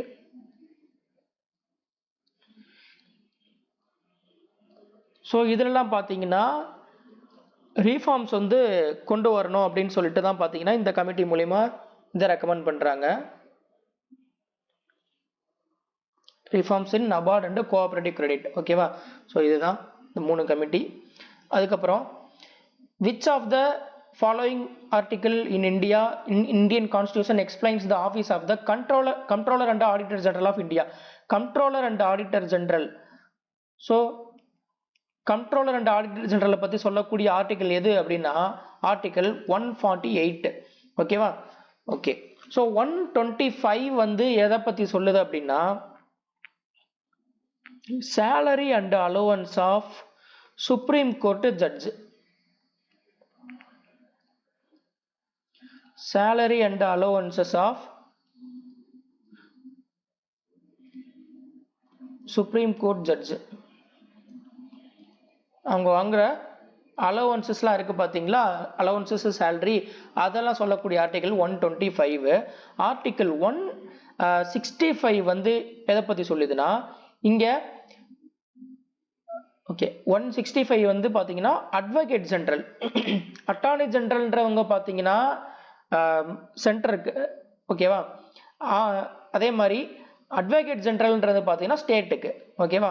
So இது என்னதுன்னா ஆஃபீஸ் ஆஃப் அட்வொகேட் ஜெனரல், அவ்வளோதான். Advocate general of state. ஓகேவா? இது மெயினாக ஸ்டேட். அடுத்து ஆர்டிகல் 368 தெரியும், அமெண்ட்மெண்ட் ப்ரொசீஜர். ஸோ எந்த இதை அமெண்ட் பண்ணாலுமே பார்த்தீங்கன்னா இந்த ஆர்டிகல் படி தான் பார்த்தீங்கன்னா பண்ண முடியும். ஓகேவா? Amendment procedure.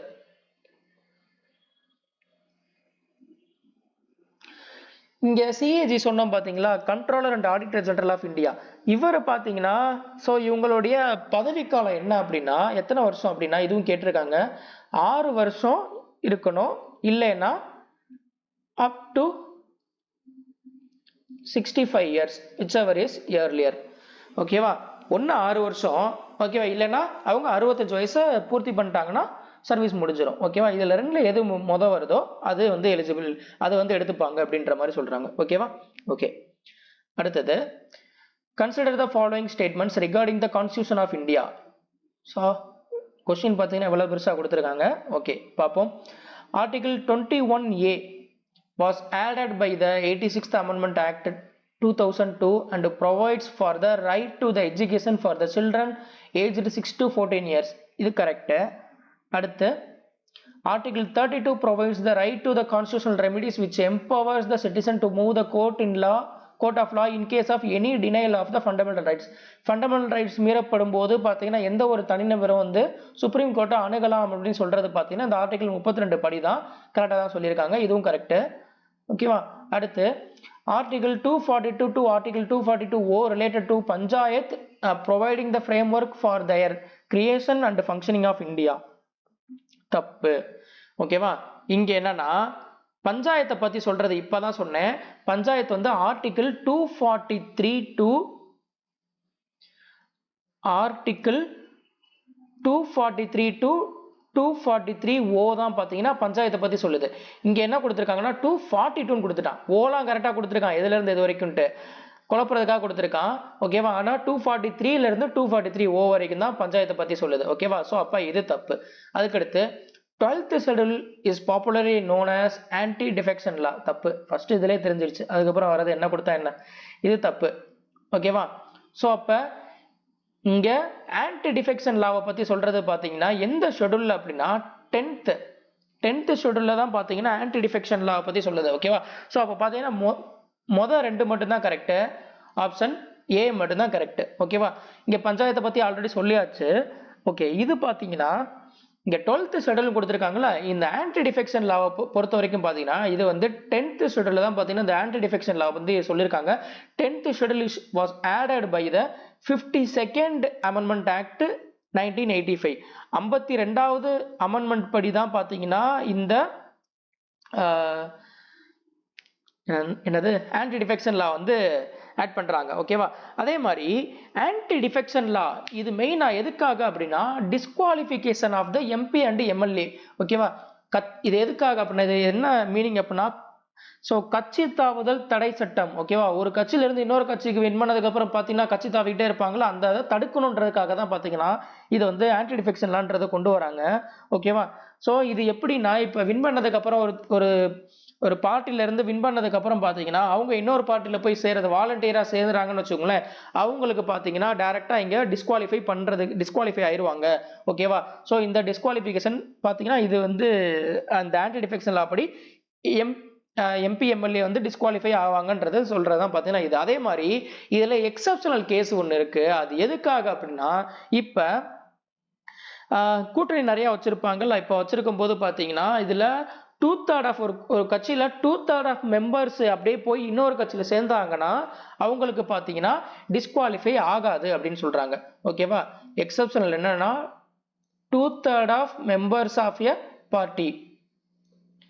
இது பாத்தீங்கன்னா இது வந்து வேற ஒரு கட்சியில போய் சேர்ந்தாங்கன்னா இவங்களுக்கு பாத்தீங்கன்னா டிஸ்குவாலிஃபிகேஷன் பொருந்தாது அப்படின்ற மாதிரி சொல்றாங்க.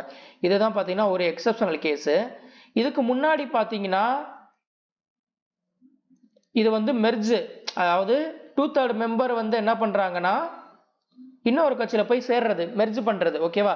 ஸோ மெர்ஜர், இந்த மெர்ஜர் மட்டும்தான் பார்த்தீங்கன்னா எக்ஸப்ஷனல் கேஸு. ஓகேவா? இதான் கீவேர்டு, இதை பார்த்து வச்சுங்க.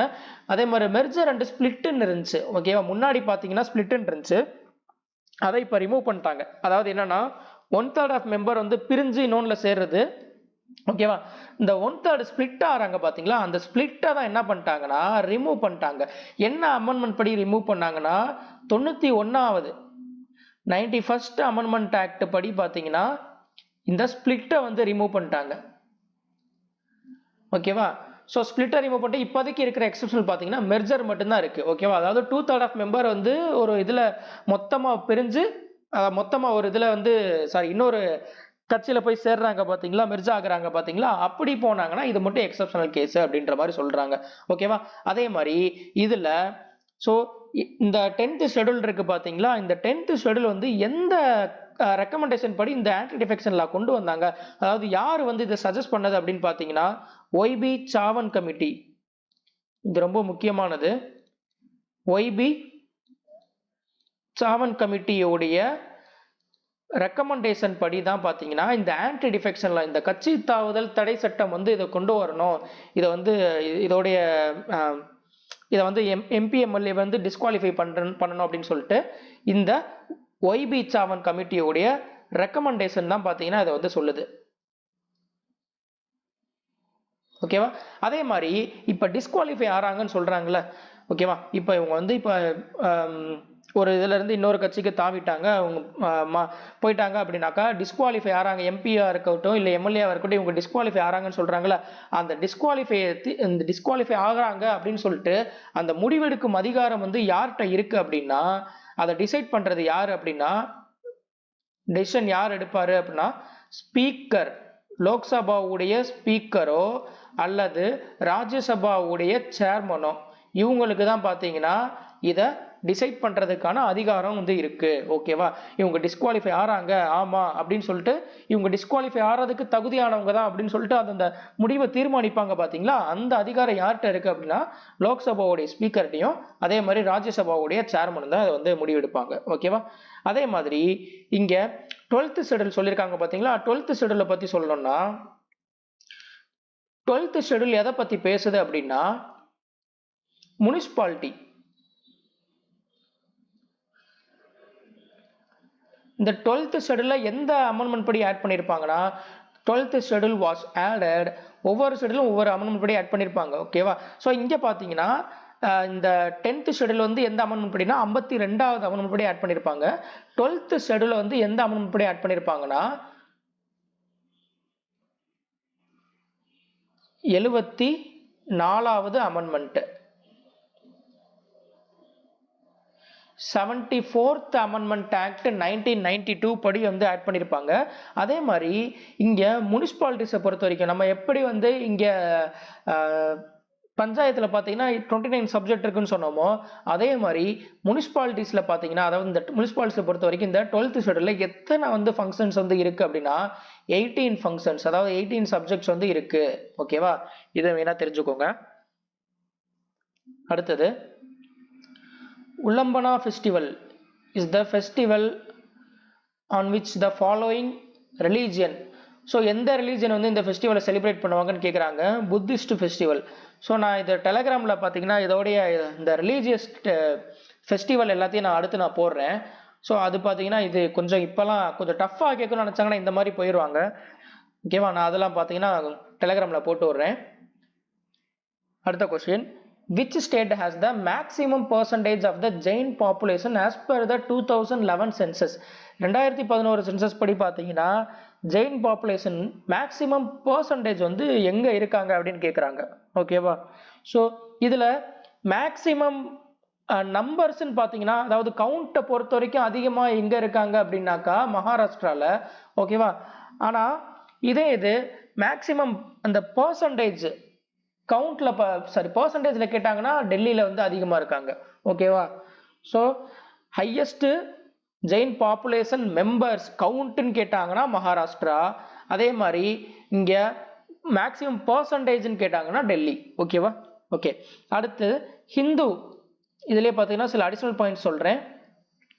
ஹிந்து பாப்புலேஷன் இதுல அதிகமா எங்க இருக்காங்க அப்படின்னா ஹிமாச்சல் பிரதேஷ். ஓகேவா? So highest Hindu population Himachal Pradesh, highest Muslim population Jammu and Kashmir, அதுக்கப்புறம் highest Christian population Nagaland, highest Sikh population Punjab. ஓகேவா? ஸோ இதுவும் நோட் பண்ணிக்கோங்க. அடுத்த கொஸ்டின் பார்க்கலாம். Which of the following structures of the Buddhist architecture is used as the living quarters of the monks? ரொம்ப முக்கியமானது Buddhist architecture, ரொம்ப ரொம்ப முக்கியமாக கேட்கக்கூடிய ஒரு கொஸ்டின். ஓகேவா? ஸோ அதனால இந்த ஆர்கிடெக்சரோடைய இதையும் போட்டிருங்க, ஸ்ட்ரக்சரும் போட்டிருங்க. அவங்க புத்திஸ்ட் ஆர்கிடெக்சரை பொறுத்த வரைக்கும் பார்த்தீங்கன்னா அவங்க ஒரு ஃபார்மேட்டில் வந்து கட்டுவாங்க. ஸோ அதில் பார்த்தீங்கன்னா இங்கே லிவிங் குவார்டர்ஸுக்கு பார்த்தீங்கன்னா அவங்க அந்த ஒவ்வொன்றுக்கும் ஒவ்வொரு பேர் வச்சிருப்பாங்க. ஓகேவா? இப்போ நம்ம எப்படி இப்போ கல்யாணம் பண்ணுறதுலாம் பார்த்தீங்கன்னா மண்டபம்னு சொல்லுவோம். அதே மாதிரி பார்த்தீங்கன்னா இங்கே ஸோ இது ப்ரேயர் பண்ணுற இடம் பார்த்தீங்கன்னா அதே மாதிரி கோயில்னு சொல்லுவோம். இந்த மாதிரி ஒவ்வொன்றா நம்ம பேர் வச்சுருக்கோம் பார்த்தீங்களா? அந்த மாதிரி பார்த்தீங்கன்னா அவங்க அந்த டைமில் வந்து புத்திஸ்ட் ஆர்கிடெக்சரில் அவங்க ஒரு இந்த மாதிரி நேம்ஸ்லாம் வச்சுருக்காங்க. அதில் பார்த்தீங்கன்னா இங்கே லிவிங் குவார்டர்ஸ்ன்றது பார்த்தீங்கன்னா என்ன அப்படின்னா விஹாராஸை தான் பார்த்தீங்கன்னா லிவிங் குவார்டர்ஸ் அப்படின்னு சொல்லுவாங்க. அதாவது மாங்க்ஸ் இருக்காங்க பார்த்தீங்களா, துறவிகள், அவங்களுடைய லிவிங் குவார்டர்ஸ் பார்த்தீங்கன்னா எதுனா இங்கே விஹாராஸ் தான். ஓகேவா? அந்த இங்கே கொடுத்துருக்கேன் கீழே இது எல்லாத்தையுமே நோட் பண்ணி வச்சுக்கோங்க. இதில் எதுனாலும் கேட்கலாம். இந்த கடைசியாக கொடுத்த இந்த மேதி கூட பார்த்தீங்கன்னா இப்போ கேட்டிருக்காங்க. இப்போ இந்த எஸ்எஸ்சி உடைய ஸ்டெனோவுடைய கொஸ்டினில் பார்த்தீங்கன்னா இது இருந்திருக்கு இந்த மேதின்றது. ஓகேவா? அதே மாதிரி எஸ்எஸ்சியில் இன்னொரு கொஸ்டின்லையும் பார்த்தீங்கன்னா இதை நான் பார்த்தேன், இந்த மேதின்றது 2 கொஸ்டினில் பார்த்தேன் இதை. ஓகேவா? அதனால இதை நோட் பண்ணி வச்சுக்கோங்க. இது எல்லாத்தையுமே இது எப்படினாலும் கேட்கலாம். ஓகேவா? ஸோ அதே மாதிரி இங்கே பார்த்தீங்களா இந்த மாதிரி ஸ்ட்ரக்சரில் தான் இருக்கும். இதை பார்க்கும்போது ஒரு ஐடியா கிடைக்கும். ஓகேவா? இதை ஞாபகம் வச்சுக்கோங்க. ஸோ இதில் ஸ்டூப்பான்றது பார்த்தீங்கன்னா ஒரு ரெலிக்ஸ் ஷ்ரைன், அதாவது பார்த்தீங்கன்னா நினைவு சின்னம் சொல்லுவோம்ல, அதுதான் பார்த்தீங்கன்னா இந்த ஸ்டூப்பா ரெலிக்ஸ் ஷ்ரைன்றது. ஓகேவா? ஸோ ரெலிக்ஸ் ஷ்ரைன்னு சொல்லுவாங்க. அதே மாதிரி இங்கே இருக்கு பார்த்தீங்களா ஸ்டூப்பாஸ்னா ரெலிக்ஸ் ஷ்ரைன். ஓகேவா? நினைவு சின்னம். சாஞ்சி ஸ்டூப்பா இந்த மாதிரிலாம் நிறையா இருக்குது பார்த்தீங்களா அது. அடுத்து சைட்டியான்றது பார்த்தீங்கன்னா ப்ரேயர் ஹாலு. ஓகேவா? ப்ரேயர் ஹாலை தான் பார்த்தீங்கன்னா உள்ள வந்து அந்த ப்ரேயர் ஹாலை தான் பார்த்தீங்கன்னா சைட்டியா அப்படின்னு சொல்லுவாங்க. விஹாரான்றது பார்த்தீங்கன்னா மாங்குடைய ரெசிடென்ஸு. அதுக்கப்புறம் பார்த்தீங்கன்னா இந்த டோரனா, இதுவும் முக்கியமானது. டோரனான்றது பார்த்தீங்கன்னா கேட்வே. ஓகேவா? இந்த இருக்கு பார்த்தீங்களா இங்கே டோரனா. ஓகேவா? டோரனான்றது பார்த்தீங்கன்னா gateway.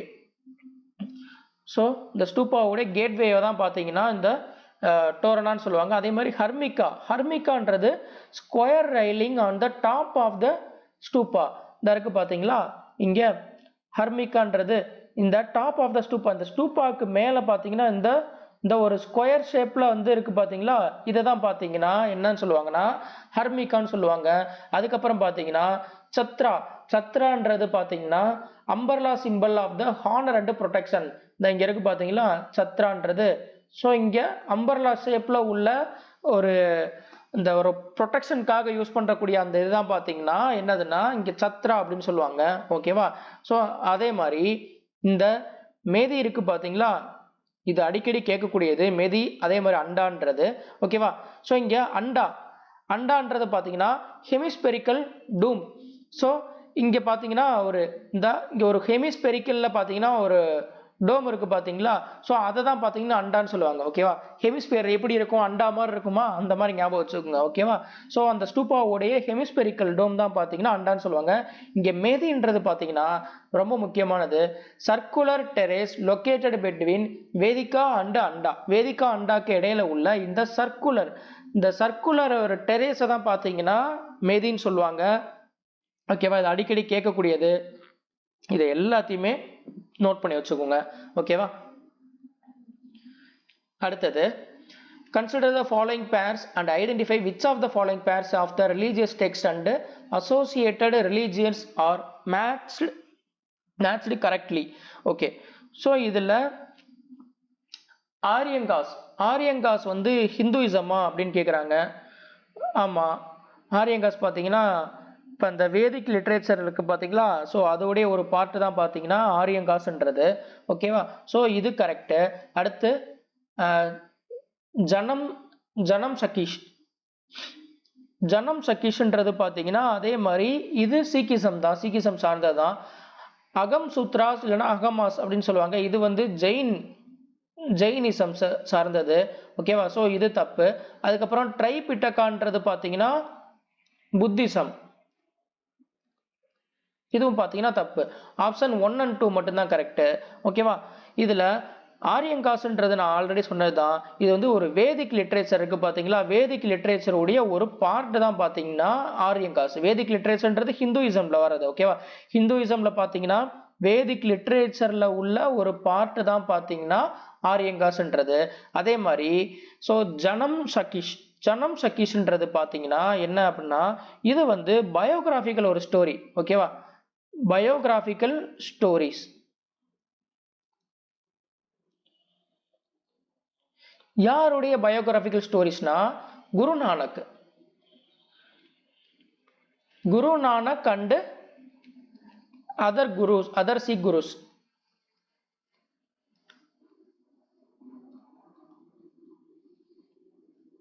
Guru Nanak and other Sikh குருஸோடைய பார்த்தீங்கன்னா பயோகிராபிக்கல் ஸ்டோரிஸை தான் பார்த்தீங்கன்னா இதில் இந்த ஜனம் சகீஷ்ல வந்து மெயினாக வந்து சொல்லியிருப்பாங்க. ஓகேவா? அதுக்கப்புறம் அகம் சூத்ராஸ்ன்னு சொல்லுவாங்க, இல்லைன்னா பார்த்தீங்கன்னா அகமாஸ்ன்னு சொல்லுவாங்க. இது வந்து என்னதுன்னா ஜெயின் டெக்ஸ்ட். ஓகேவா? ஸோ ஜெயின் டெக்ஸ்ட்டை தான் பார்த்தீங்கன்னா அகமாஸ் ஆர் அகம் சூத்ராஸ்ன்னு சொல்லுவாங்க. ட்ரைபிட்டகான்றது ஒன்றும் இல்லை, இது வந்து புத்திசம். ஓகேவா? Buddhist text. ஸோ இது ட்ரைபிட்டகான்றது இங்கே புத்திசம் ஜெயினிசம் ரெண்டுமே நான் இங்கே டேபிளில் போட்டிருக்கேன். புத்திசம் ஜெயினிசம் தான் அதிகமாக கேட்பாங்க. ஓகேவா? ட்ரைபிட்டகான்றது சுத்த பிட்டகா, வினய பிட்டகா, அபிதம பிட்டகான் மூணு இருக்கு பார்த்தீங்களா. ஸோ அதுதான் பார்த்தீங்கன்னா இந்த ட்ரைபிட்டகா. அது எதில் வரும்னா புத்திசம்ல தான் வரும். அதே மாதிரி இங்கே ஜட்டகாஸ் இது மெயினாக கேட்பாங்க. இதெல்லாம் எல்லாத்தையும் நல்லா படிச்சு வச்சுக்கோங்க. ஜட்டகாஸ்னா என்னன்னு கேட்பாங்க. ஜட்டகாஸ்னா யாருடைய ஸ்டோரி, அதாவது ஸ்டோரிஸ் ஆஃப் த புத்தாஸோடைய பர்த்துடைய ஸ்டோரிஸை தான் என்ன சொல்லுவாங்கன்னா ஜட்டகாஸ்ன்னு சொல்லுவாங்க. அதே மாதிரி தம்மபடான்றது verses of the Buddhist teaching. அதுக்கப்புறம் மகாவிபஷா அண்ட் லலிதா விஸ்டரா. ஸோ இது வந்து என்னன்னா மகாயானா டெக்ஸ்ட். ஓகேவா? ஸோ இந்த மூணையுமே நல்லா பார்த்து வச்சுக்கோங்க, இது முக்கியமானது. ஓகேவா? அடுத்து ஸோ அகமாஸ் ஆர் அகம் சூத்ராஸ்ன்னு சொன்னேன்ல, இதுதான் பார்த்தீங்கன்னா மகாவீராவுடைய டீச்சிங் சார்ந்த ஒரு ஸ்கிரிப்ட் தான் பார்த்தீங்கன்னா இந்த அகமாஸ், அதாவது சிம்பிளாக சொன்னால் ஜெயினோடைய டெக்ஸ்ட். ஓகேவா? அடுத்து கல்பசூத்ரான்றது பார்த்தீங்கன்னா மகாவீராவுடைய லைஃப் இருக்கு பார்த்தீங்களா, லைஃப். அதே மாதிரி மகாவீராவுடைய கொள்கைகள், அதே மாதிரி அவருடைய ரூல்ஸ், கோட்பாடு இதெல்லாம் பற்றி சொல்றதான் பார்த்தீங்கன்னா இந்த கல்பசூத்ரான்றது. அடுத்து தட்வர்த்த சூத்ரா, யூனிவர்சல் ஜெயின் டெக்ஸ்ட் பை உமாஸ்வாதி. ஓகேவா? தட்வர்த்த சூத்ரா இந்த மூணு பார்த்தீங்கன்னா ஜெயின், மேலே உள்ள மூணு பார்த்தீங்கன்னா புத்திசம். ஓகேவா? ரொம்ப முக்கியமானது, இதெல்லாம் நோட் பண்ணி வச்சுக்கோங்க. அடுத்து ஜராவா ட்ரைபு எங்க மெயினா வந்து இருக்கும் அப்படின்னு பார்த்தீங்கன்னா இது வந்து அந்தமான் அண்ட் நிக்கோபார்ல தான் பார்த்தீங்கன்னா இந்த மெயினா வந்து ஜராவா ட்ரைப்ஸ் வந்து அதிகமாக இருக்கும். ஓகேவா? அதே மாதிரி இந்த அந்தமான் நிக்கோபார்ல என்னென்ன ட்ரைப்ஸ்லாம் மேஜரா இருக்கு அப்படின்னு பார்த்தீங்கன்னா ஆஞ்ச், அதுக்கப்புறம் சோம்பென்ஸ், அதுக்கப்புறம் சென்டினாலிஸ், அப்புறம் ஜராவா. ஸோ இந்த 4 ட்ரைப்ஸ் தான் பார்த்தீங்கன்னா மேஜராக வந்து அந்தமான் அண்ட் நிக்கோபார் ஐலாண்டில் வந்து மெயினாக வந்து இருக்கும். ஓகேவா? இதை பார்த்துக்குங்க. அடுத்த கொஸ்டின் பார்க்கலாம். Which of the following rivers rise from the Eastern Ghats அப்படின்னு கேட்டிருக்காங்க. ஓகே, ஸோ இதில் எந்த ரிவர் வந்து ஈஸ்டர்ன் காட்ஸ்ல ஒரிஜினேட் ஆகுது அப்படின்ற மாதிரி, சாரி ஒரிஜினேட் ஆகுதுன்னு சொல்ல, ஈஸ்டர்ன் காட்ஸ்ல இருந்து ஃப்ளோ ஆகுது அப்படின்ற மாதிரி கேட்குறாங்க. ஓகேவா? ஓகே, ஸோ 4 ஆப்ஷன் கொடுத்துட்டாங்க. இதுல ஹேமாவதி ரிவரை பொறுத்த வரைக்கும் பார்த்தீங்கன்னா ஈஸ்டர்ன் காட்ஸ்ல இருந்து வரல. இது வந்து பார்த்தீங்கன்னா originates from Western Ghats. Western காட்ஸ்ல தான் பார்த்தீங்கன்னா இந்த ரிவர் வந்து ஒரிஜினேட் ஆகுது. ஓகேவா. ஸோ அதே மாதிரி இந்த ஹேமாவதி ரிவர் இருக்கு பார்த்தீங்களா, இது எந்த டிஸ்ட்ரிக்ட்ல வந்து மெயினாக இருக்கு அப்படின்னு சாரி எந்த ஸ்டேட்ல வந்து மெயினாக இருக்கு அப்படின்னு பார்த்தீங்கன்னா, கீழே எழுதுறேன். ஹேமாவதியை பொறுத்த வரைக்கும் பார்த்தீங்கன்னா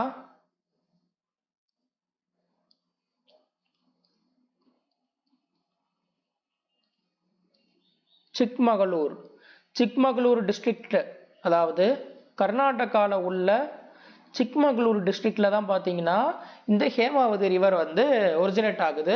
ஓகேவா. இது எங்க இருந்துன்னா வெஸ்டர்ன் காட்ஸ்ல இருந்து ஒரிஜினேட் ஆகுது. ஓகேவா. அதே மாதிரி இது எதுவுடைய ட்ரைபுட்டரி அப்படின்னா காவேரியோடைய ட்ரைபுட்டரி.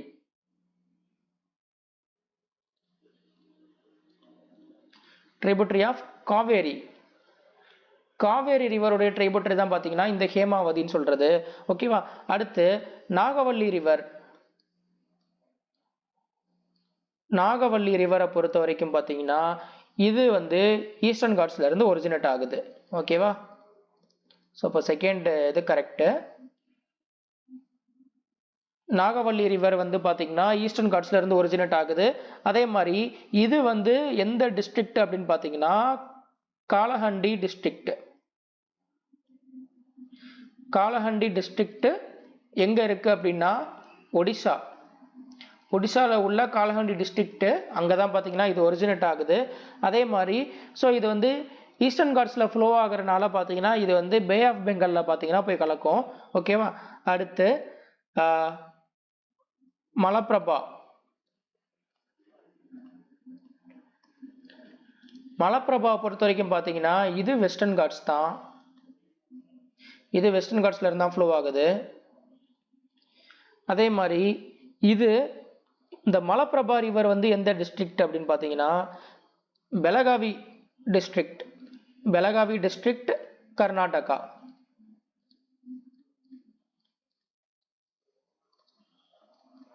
பெலகாவி டிஸ்ட்ரிக்ட் கர்நாடகா. ஸோ அதே மாதிரி இந்த மலப்பிரபா ரிவர் வந்து கிருஷ்ணா ரிவருடைய ட்ரைபுட்டரி. ஓகேவா. Is the tributary of Krishna. ஓகேவா. கிருஷ்ணா ரிவருடைய ட்ரைபுட்டரி. அடுத்து பார்த்தீங்கன்னா வம்சதாரா. வம்சதாராவை பொறுத்த வரைக்கும் பார்த்தீங்கன்னா இது வந்து ஈஸ்டர்ன் காட்ஸ்ல தான் வந்து ஃப்ளோ ஆகுது. ஈஸ்டர்ன் காட்ஸ்ல இருந்து ஃப்ளோ ஆகுது. இதுவும் பார்த்தீங்கன்னா இந்த வம்சதரான்றதும் பார்த்தீங்கன்னா கலஹண்டி டிஸ்ட்ரிக்ட், அதாவது ஒடிசால உள்ள கலஹண்டி டிஸ்ட்ரிக்ட்ல தான் ஃப்ளோ ஆகுது.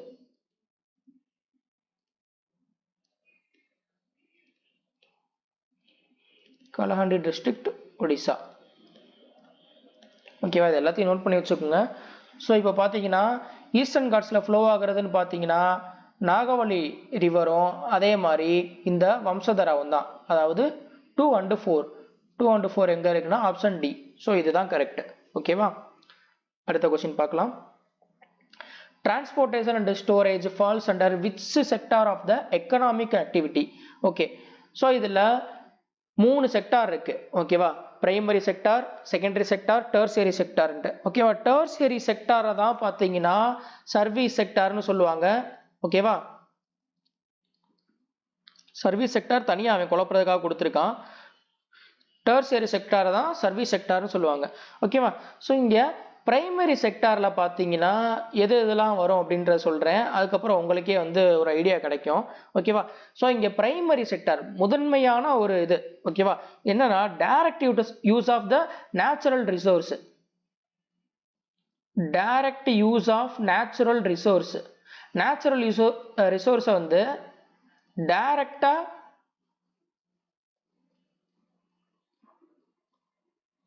நேச்சுரல் ரிசோர்ஸை டைரக்டாக யூஸ் பண்ணுறோம் பார்த்தீங்களா, அது எல்லாமே எதில் வரும்னா இந்த பிரைமரி செக்டார்ஸ்லாம் வரும். For example agriculture.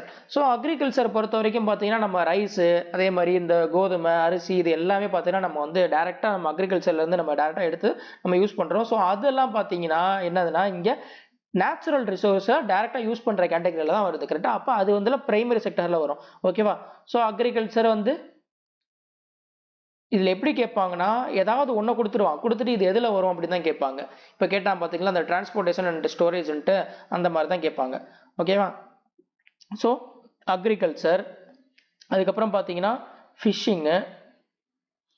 ஸோ இதெல்லாமே நேச்சுரல் ரிசோர்ஸை நம்ம டைரெக்டாக யூஸ் பண்ணுறது. கரெக்டா? அதே மாதிரி மைனிங், ஃபாரஸ்ட்ரி, ஓகேவா, இதெல்லாம் நேச்சுரல் ரிசோர்ஸை டைரெக்டாக யூஸ் பண்ணுறது. ஓகேவா? ஸோ இதெல்லாம் பார்த்தீங்கன்னா பிரைமரி செக்டாரில் வரும். ஓகேவா? அடுத்து செகண்டரி செக்டாரை பொறுத்த வரைக்கும் என்னன்னா, ஸோ இங்கே நம்ம ஃபர்ஸ்ட் என்ன சொன்னோம், நேச்சுரல் ரிசோர்ஸை டைரெக்டாக யூஸ் பண்ணுறதெல்லாம் பிரைமரி செக்டார்னு சொன்னோமா. இங்கே வந்து ரா மெட்டீரியலாக ப்ராசஸ் பண்ணுறது எல்லாமே பார்த்தீங்கன்னா எதில் வரும்னா செகண்டரி செக்டாரில் வரும். ஓகேவா? Processing of raw materials. இந்த ரா மெட்டீரியலை ப்ராசஸ் பண்ணுறதெல்லாம் பார்த்தீங்கன்னா இதில் வருமா. ஸோ ரா மெட்டீரியலை எங்கெங்கெல்லாம் ப்ராசஸ் பண்ணுவோம், ஸோ இண்டஸ்ட்ரியில். கரெக்டா? இண்டஸ்ட்ரீஸ், அதுக்கப்புறம் பார்த்தீங்கன்னா மேனுஃபேக்சரிங் யூனிட்ஸு, அப்புறம் கன்ஸ்ட்ரக்ஷன். ஸோ இங்கெல்லாம் பார்த்தீங்கன்னா நம்ம ரா மெட்டீரியலை ப்ராசஸ் பண்ணி யூஸ் பண்ணுவோமா. ஸோ இங்கே உள்ள செக்டார்ஸ் எல்லாம் பார்த்தீங்கன்னா எதில் வரும்னா செகண்டரி செக்டாரில் வரும். ஓகேவா? டெர்ஷியரி செக்டாரை பொறுத்த வரைக்கும் பார்த்தீங்கன்னா இதை சர்வீஸ் செக்டார்னு சொல்லுவாங்க. ஓகேவா? ஸோ ஃபர்ஸ்ட் என்ன பண்ணுறோம், நேச்சுரல் ரிசோர்ஸை வந்து டைரெக்டாக யூஸ் பண்ணுறோம், அதுக்கப்புறம் ப்ராசஸ் பண்ணுறது, அதுக்கப்புறம் சர்வீஸ் பண்ணுறது. ஓகேவா? இதெல்லாம் பார்த்தீங்கன்னா டெர்ஷியரியில் வரும். ஓகேவா? ஸோ இதில் பார்த்தீங்கன்னா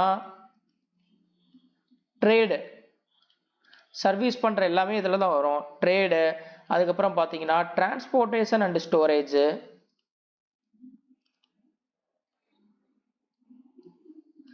டிரான்ஸ்போர்ட்டேஷன் அண்டு ஸ்டோரேஜ் இதில் தான் வருதா. ஸோ ஆப்ஷன் ஏ தான் கரெக்டுன்றது தெரிஞ்சிருச்சு. அதுக்கப்புறம் பார்த்தீங்கன்னா கம்யூனிகேஷன்,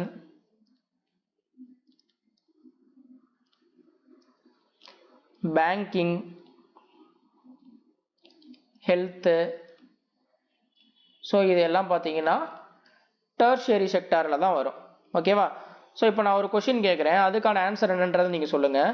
இதில் இந்த 3 செக்டார் இருக்குது பார்த்தீங்களா, இந்த 3 செக்டாரில் எஜுகேஷன் இருக்குது பார்த்தீங்களா, இது எந்த செக்டாரில் வரும் அப்படின்ற ஆன்சரை வந்து நீங்கள் கமெண்ட் பண்ணுங்க. ஓகேவா? அடுத்த question, what is the maximum income available that can be saved and spent by a nation on the consumption of goods and service. Okay, so என்ன கொடுத்துருக்காங்கன்னா 4 ஆப்ஷன் கொடுத்துட்டாங்க. Gross nation disposable income, national disposable income, personal disposable income, national income. National income வராதுன்னு தெரிஞ்சிருச்சு. ஓகேவா? இது வராது. இப்போ personal disposable income. So disposable income அப்படின்னா ஃபர்ஸ்ட் என்னன்றது சொல்கிறேன். இப்போ ஒருத்தர் ஒரு தனிநபர் வருமானம் எடுத்துக்குவோம். ஓகேவா? ஒருத்தர் வந்து ஒரு 50,000 வந்து அவர் சம்பாதிக்கிறாருன்னு வச்சுக்கோம். அது எல்லாமே அவருடைய இன்கம். கரெக்டா? ஸோ அது வந்து அவருடைய வருமானம் அப்படின்னு சொல்லலாம். வருமானம் எப்படிலாம் வரும் அப்படின்னா, ஸோ இப்போ அவர் வந்து ஒரு ஒரு ஒரு கம்பெனியில் ஒர்க் பண்ணுறாரு, அதுக்கு கொடுக்கக்கூடிய சம்பளம். இப்போ வந்து அவர் ஒரு வீடு வச்சிருக்காரு, அந்த வீடை வந்து ரெண்ட்டு கொடுத்துருக்காங்க, அந்த ரெண்ட் மூலியமாக வரக்கூடிய வருமானம். பேங்க்ல வந்து டெபாசிட் பண்ணியிருக்காரு, அந்த டெபாசிட்டுக்கான இன்ட்ரெஸ்ட் மூலியமாக வரக்கூடிய வருமானம். ட்ரேடு பண்ணுறாங்க, அந்த ட்ரேடில் வரக்கூடிய ப்ராஃபிட் மூலியமாக வரக்கூடிய வருமானம். இது எல்லாம் பார்த்தீங்கன்னா அவருடைய வருமானம், இன்கம்ல வரும். கரெக்டாக? இது வந்து தனிநபர் வருமானம் சொல்றது. இதை பார்த்தீங்கன்னா ஒரு நேஷனுக்கு பார்த்தீங்கன்னா நேஷனலோட இன்கம்னு சொல்லலாம். ஓகேவா? ஓகே, ஸோ இப்போ இது வந்து ஒருத்தருடைய இன்கம். ஓகேவா? பர்சனல் இன்கம் இன்கம்ன்ற கேட்டகரியில் வரும். டிஸ்போசபிள் இன்கம்ன்றது என்னன்னா செலவிடத்தக்க வருமானம். ஓகேவா? இப்போ நீங்க வச்சிருக்கிறதுல உங்களால எவ்வளவு வந்து செலவு பண்ண முடியும் அப்படின்ற வருமானம் இருக்கு பாத்தீங்களா. இப்போ எப்படின்னா நீங்க வாங்கின இப்போ உங்களோட சம்பளம் ஒரு 50,000 வச்சுக்குவோம். அந்த 50,000த்தையுமே ஒரு 50,000னா ஒரு 1 லட்சம் வச்சுக்கோம். ஓகேவா? ஒரு மாசத்துக்கு நீங்க 1 லட்சம் வாங்குறீங்கன்னு வச்சுக்கோம்.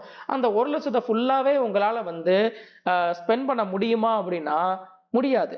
ஏன் அப்படின்னா இப்போ அந்த 1 லட்சத்துக்கு பார்த்தீங்கன்னா நீங்கள் டேக்ஸ் கட்ட வேண்டியதாக இருக்கும். அந்த டேக்ஸுடைய அமௌண்ட்டை உங்களால் செலவு பண்ண முடியுமானா முடியாது. கரெக்டாக? ஸோ இது வந்து உங்களுடைய கண்ட்ரோலில் இருக்கக்கூடிய உங்களுக்கான தேவையை பூர்த்தி செய்யக்கூடிய வருமானம் தான் பார்த்தீங்கன்னா டிஸ்போசபிள், செலவிடத்தக்க வருமானம்ன்றது. ஓகேவா? ஸோ இங்கே நீங்கள் அந்த 1 லட்சத்துக்கு நீங்கள் டேக்ஸ் கட்டி ஆகணும். கரெக்டாக? உங்கள் வருமானத்தில் அது உங்கள் கண்ட்ரோலில் கிடையாது. கரெக்டாக? அந்த கண்ட்ரோல் மீறி போயிடுது, அது உங்கள் கையில் கிடையாது. அது நீங்கள் கண்டிப்பாக நீங்கள் கட்டாயம் கட்டி தான் ஆகணும். அதுக்கப்புறம் பார்த்தீங்கன்னா நீங்கள் இப்போ நீங்கள் வந்து வண்டியில் போயிட்டு இருக்கீங்க, இல்லை ஏதோ ஒன்று ஹெல்மெட் போடாமல் போயிட்டீங்க, இல்லை உங்கள்கிட்ட வண்டியில் இன்சூரன்ஸ் இல்லை, ஓகேவா? இப்போ போலீஸ் வந்து ஃபைன் போடுறாங்க, ஓகேவா? அதுக்கு ஒரு 2000 போடுறாங்கன்னு வச்சுக்கோங்களேன், அதை நீங்கள் கட்டி தான் வாங்கணும். ரூலை வயலேட் பண்ணிட்டீங்க, அதுவும் உங்கள் கண்ட்ரோலில் இல்லை, கரெக்டாக? அப்போ நீங்கள் அதை உங்களால் செலவு பண்ண முடியுமா? முடியாது, கரெக்டாக? இதெல்லாம் பார்த்தீங்கன்னா போக மிச்சம் இருக்குது பார்த்தீங்களா, உங்களால் செலவு பண்ணக்கூடிய வருமானம், அதுதான் பார்த்தீங்கன்னா பர்சனல் டிஸ்போசபிள் இன்கம் அப்படின்றது, ஓகேவா? சொல்றது புரியுதா? இந்த பர்சனல் டிஸ்போசபிள் இன்கம்ல பார்த்தீங்கன்னா உங்களோட கிடைக்கக்கூடிய வருமானத்தில் உங்களுக்கு வருது பார்த்தீங்களா டோட்டல் இன்கம், அந்த இன்கம்ல டாக்ஸு, ஃபைனு, ஃபீஸு இது எதெல்லாம் உங்கள் கண்ட்ரோல் இல்லாமல் இருக்கோ அந்த வருமானம்லாம் போனதுக்கப்புறம் பேலன்ஸ் இருக்குது பார்த்தீங்களா, அந்த வருமானம் தான் பார்த்தீங்கன்னா பர்சனல் டிஸ்போசபிள் இன்கம்ன்றது, ஓகேவா? ஸோ இதில் எது எதெல்லாம் வரும்னா பர்சனல் இன்கம் இருக்குது பார்த்தீங்களா, இதில் ஃபார்முலா மாதிரியும் கூட கேட்கலாம். பர்சனல் இன்கம்ல இதில் பர்சனல் டைரக்ட் டேக்ஸு மைனஸ் பண்ணிடணும், ஏன்னா அதெல்லாம் போக. அதுக்கப்புறம் ஃபைன்ஸ் அண்டு ஃபீஸு, அதாவது பெனால்ட்டிஸு, ஸோ இதெல்லாம் போக உங்களுக்கு இருக்கு பார்த்தீங்களா, அதுதான் பார்த்தீங்கன்னா இந்த டிஸ்போசபிள் இன்கம்ன்றது. இது வந்து ஒரு நபருக்கு, கரெக்டா? இதே இது மொத்தமாக ஒரு நேஷனுக்குன்னு பார்க்கும்போது பார்த்தீங்கன்னா அது நேஷனல் டிஸ்போசபிள் இன்கம், ஓகேவா? டிஸ்போசபிள் இன்கம்ன்றது சொன்னேன், அது ஒரு ஒரு ஒரு பர்சனுக்குன்னா என்னன்னா, ஒரு பர்சனுக்கு சொன்னோம்னா அது பர்சனல் டிஸ்போசபிள் இன்கம், ஒரு கண்ட்ரிக்கு ஹோலாக ஒரு கண்ட்ரிக்கு சொன்னோம்னா அது நேஷனல் டிஸ்போசபிள் இன்கம், ஓகேவா? இங்கே கொடுக்கறது பார்த்தீங்கன்னா spent by a nation தான் கேட்குறாங்க. Maximum income available that can be saved and spent by a nation on a consumption of goods and service கேட்குறாங்க, ஓகேவா? ஸோ இதோடைய ஆன்சர் பார்த்தீங்கன்னா நேஷனல் டிஸ்போசபிள் இன்கம், ஓகேவா? ஓகே, அடுத்த question. Article 48A 48A of the Indian Constitution directs the states to ensure the protection and improvement of what? Okay, 48A வந்து எதை சொல்றாங்க அப்படின்னா 48Aவே பார்த்தீங்கன்னா என்ன சொல்லுது அப்படின்னா protection of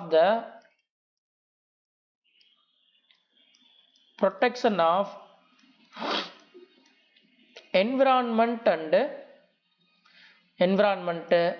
ஃபாரஸ்ட், அதே மாதிரி வைல்ட் லைஃப், இதெல்லாம் ப்ரொடெக்ட் பண்ணணும்னு சொல்கிறது தான் பார்த்தீங்கன்னா இந்த ஆர்டிகிள் 48A, ஓகேவா? ஸோ அப்போ இதில் எது வரும்னு கேட்குறாங்க, ஜஸ்டிஸ் சிஸ்டமா, பப்ளிக் வெல்ஃபேரா, எஜுகேஷன் ஸ்டாண்டர்டா, என்விரான்மெண்ட் அண்ட் ஃபாரஸ்டா? என்விரான்மெண்ட் அண்ட் ஃபாரஸ்ட் தான் வரும், ஓகேவா? ஸோ இது பார்த்தீங்கன்னா DPSP direct principle state policy கீழே வரும் இந்த ஆர்டிகிள் 48Aன்றது, ஓகேவா? அதே மாதிரி ஆர்டிகிள் 48 வந்து எதை பற்றி சொல்லுதுன்னா organisation of agriculture, organisation of agriculture and animal husbandry. இதில் எப்படி கேட்பாங்கன்னா இந்த மாதிரி கேட்க மாட்டாங்க, என்ன கேட்பாங்கன்னா protection of cow is related to which article அப்படின்னு கேட்டுருவாங்க. கவ் ப்ரொடெக்ஷன் பார்த்தீங்கன்னா எந்த ஆர்டிகிள் படி அப்படின்னா கவ் இந்த பசு வந்து பாதுகாக்கணும்னு சொல்கிறது எந்த ஆர்டிகிள் படி அப்படின்னா ஆர்டிகிள் 48 படி தான், ஓகேவா? கவ் ப்ரொடெக்ஷன் இதையும் மெயினாக நோட் பண்ணிக்கோங்க, இந்த மாதிரி இன்டைரக்டாக கேட்பான்.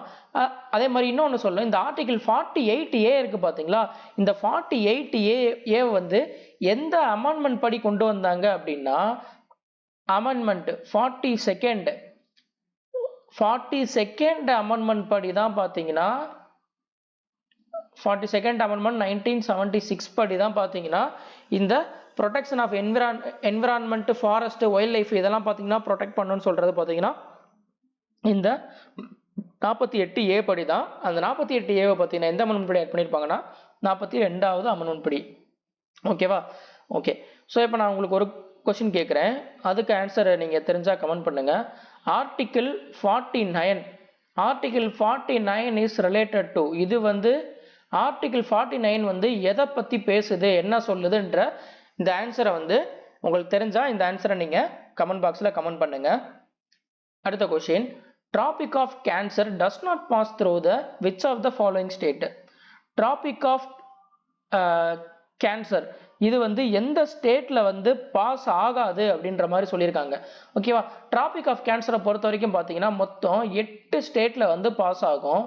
ஓகேவா, ஸோ இங்கே குஜராத் இங்கே ஆரம்பிச்சு பார்த்தீங்கன்னா இங்கே ஆரம்பிச்சு அப்படியே ராஜஸ்தான், மத்திய பிரதேஷ், சத்தீஸ்கர், ஜார்க்கண்ட், அதே மாதிரி வெஸ்ட் பெங்கால், திரிபுரா, மிசோரம் இப்படி போகும். ஓகேவா, கட் அடிச்சு போகும். ஸோ மொத்தம் பார்த்தீங்கன்னா 8 ஸ்டேட்ல வந்து இது பாஸ் ஆகும். ஓகேவா, அந்த 8 ஸ்டேட்டை மெயினாக பார்த்து வச்சுக்கோங்க. இது தெரிஞ்சாதான் பார்த்தீங்கன்னா இதில் எதில் ஃபாலோ ஆகாது அப்படின்றத உங்களால் சொல்ல முடியும்.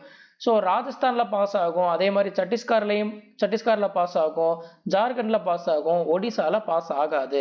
இப்போ பார்த்தீங்கன்னா ஒடிசா தான் பார்த்தீங்கன்னா இதோடைய ஆன்சர்.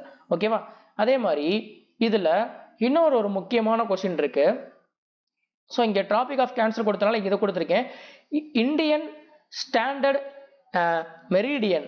ஓகேவா, ஸோ இந்த லைன் பார்த்தீங்கன்னா இது எந்த ஊரில் வந்து எந்த இதில் பாஸ் ஆகி போகும் அப்படின்னு கேட்குறாங்க. ஓகேவா, ஸோ இந்த இந்தியன் ஸ்டாண்டர்ட் மெரிடியன் இது பார்த்தீங்கன்னா பாசஸ் த்ரோ மிர்சாப்பூர், உத்தரப்பிரதேசத்தில் உள்ள மிர்சாப்பூரில் தான் பார்த்தீங்கன்னா பாஸ் ஆகும். ஓகேவா, ஸோ இது இந்த ஒரே ஒரு இடத்துல தான் பாஸ் ஆகும். இதெல்லாம் கேட்கலாம். ஓகேவா, முக்கியமாக இதெல்லாம் கேட்கலாம், இதெல்லாம் நோட் பண்ணி வச்சுக்கோங்க. அதே மாதிரி ஸோ இங்கே Indian standard meridian time IST. ஓகேவா, ஐஎஸ்டின்றது பார்த்தீங்கன்னா இந்த இதெல்லாம் நோட் பண்ணி வச்சுக்கோங்க. 82 டிகிரி 30 மினிட்ஸ் ஈஸ்ட் லேட்டிடியூடு. அதே மாதிரி இங்கே டிராபிக் ஆஃப் கேன்சர். ஸோ இது எந்த இதில் பாஸ் ஆகும் இதெல்லாம் கேட்பாங்க, இந்த டிகிரி ஆங்கிள்லாம் வச்சு கேட்பாங்க, இதெல்லாம் நோட் பண்ணிக்கோங்க. Okay, Indian standard meridian time இதுதான் பார்த்தீங்கன்னா ஐஎஸ்டி. ஓகேவா, இந்தியன் ஸ்டாண்டர்ட் டைம் அப்படின்னு கொடுத்துருப்பாங்க. ஸோ இந்த இந்தியன் ஸ்டாண்டர்ட் டைம்ன்றது இந்த பிரைம் மெரிடியன் இருக்கு பார்த்தீங்களா, ஸோ அதில் அதாவது ஜிஎம்டி கிரீன்விச் மீன் டைம். ஓகேவா, ஸோ அதுதான் பார்த்தீங்கன்னா நம்மளுக்கு இன்டர்நேஷ்னல் ஒரு ஸ்டாண்டர்டு அதில் தான் பார்த்தீங்கன்னா ஃபிக்ஸ் பண்ணி வச்சுருப்பாங்க. அதுதான் ஜிஎம்டின்றதை வச்சு தான் நம்மளுக்கு பார்த்தீங்கன்னா ஒவ்வொன்றும் லாங்கிடியூடை வச்சு பார்த்தீங்கன்னா ஒவ்வொரு கண்ட்ரியோடைய டைமையும் பார்த்தீங்கன்னா கேல்குலேட் பண்ணுவாங்க. அதுபடி பார்த்தீங்கன்னா ஜிஎம்டியை விட நம்ம ஐஎஸ்டி வந்து எவ்வளோ மணி நேரம் பின்தங்கி இருக்கும் அப்படின்னா 5.5 மணி நேரம். ஓகேவா, ஸோ அதனால இந்த ஐஎஸ்டி இருக்கு பார்த்தீங்களா, இந்த ஐஎஸ்டியோட பார்த்தீங்கன்னா ஜிஎம்டியோடைய டைமு ப்ளஸ் 5 hours 30 minutes இதை நம்ம ஆட் பண்ணால் கிடைக்கிறதான் பார்த்தீங்கன்னா நம்மளுடைய இந்தியாவுக்கு வரக்கூடிய டைமு. ஓகேவா, ஸோ அப்போ ஜிஎம்டியில் எவ்வளோ இருக்கும், ஏன்னா ஜிஎம்டிக்கு நம்ம 5 மணி நேரம் 30 நிமிஷம் நம்ம பின்தங்கி இருக்கோம். அப்போ அதை ஆட் பண்ணால் தான் பார்த்தீங்கன்னா நம்மளுக்கு இந்தியன் ஸ்டாண்டர்ட் டைம் கிடைக்கும். ஓகேவா, இதுவும் கேட்பாங்க. ஓகேவா, நோட் பண்ணி வச்சுக்கோங்க. அடுத்த question, which country is the largest producer of the milk? largest producer of the milk என்ன அப்படின்னா இதுல இந்தியா தான். ஓகேவா, இதுல என்னன்னா இதுல ஆபரேஷன் ஃப்ளட் முக்கியமானது. ஆபரேஷன் ஃப்ளட் இருக்கு பாத்தீங்களா, இத 1970ல பாத்தீங்கன்னா ஒரு ஆபரேஷன் வந்து கொண்டு வருவாங்க. எதுக்கான ஆபரேஷன் அப்படின்னு பாத்தீங்கன்னா, ஸோ இந்த ஆபரேஷன் ஃப்ளட் மூலியமா பாத்தீங்கன்னா என்ன நம்ம பண்றோம்னா வெண்மை புரட்சி, ஒயிட் ரெவல்யூஷன்,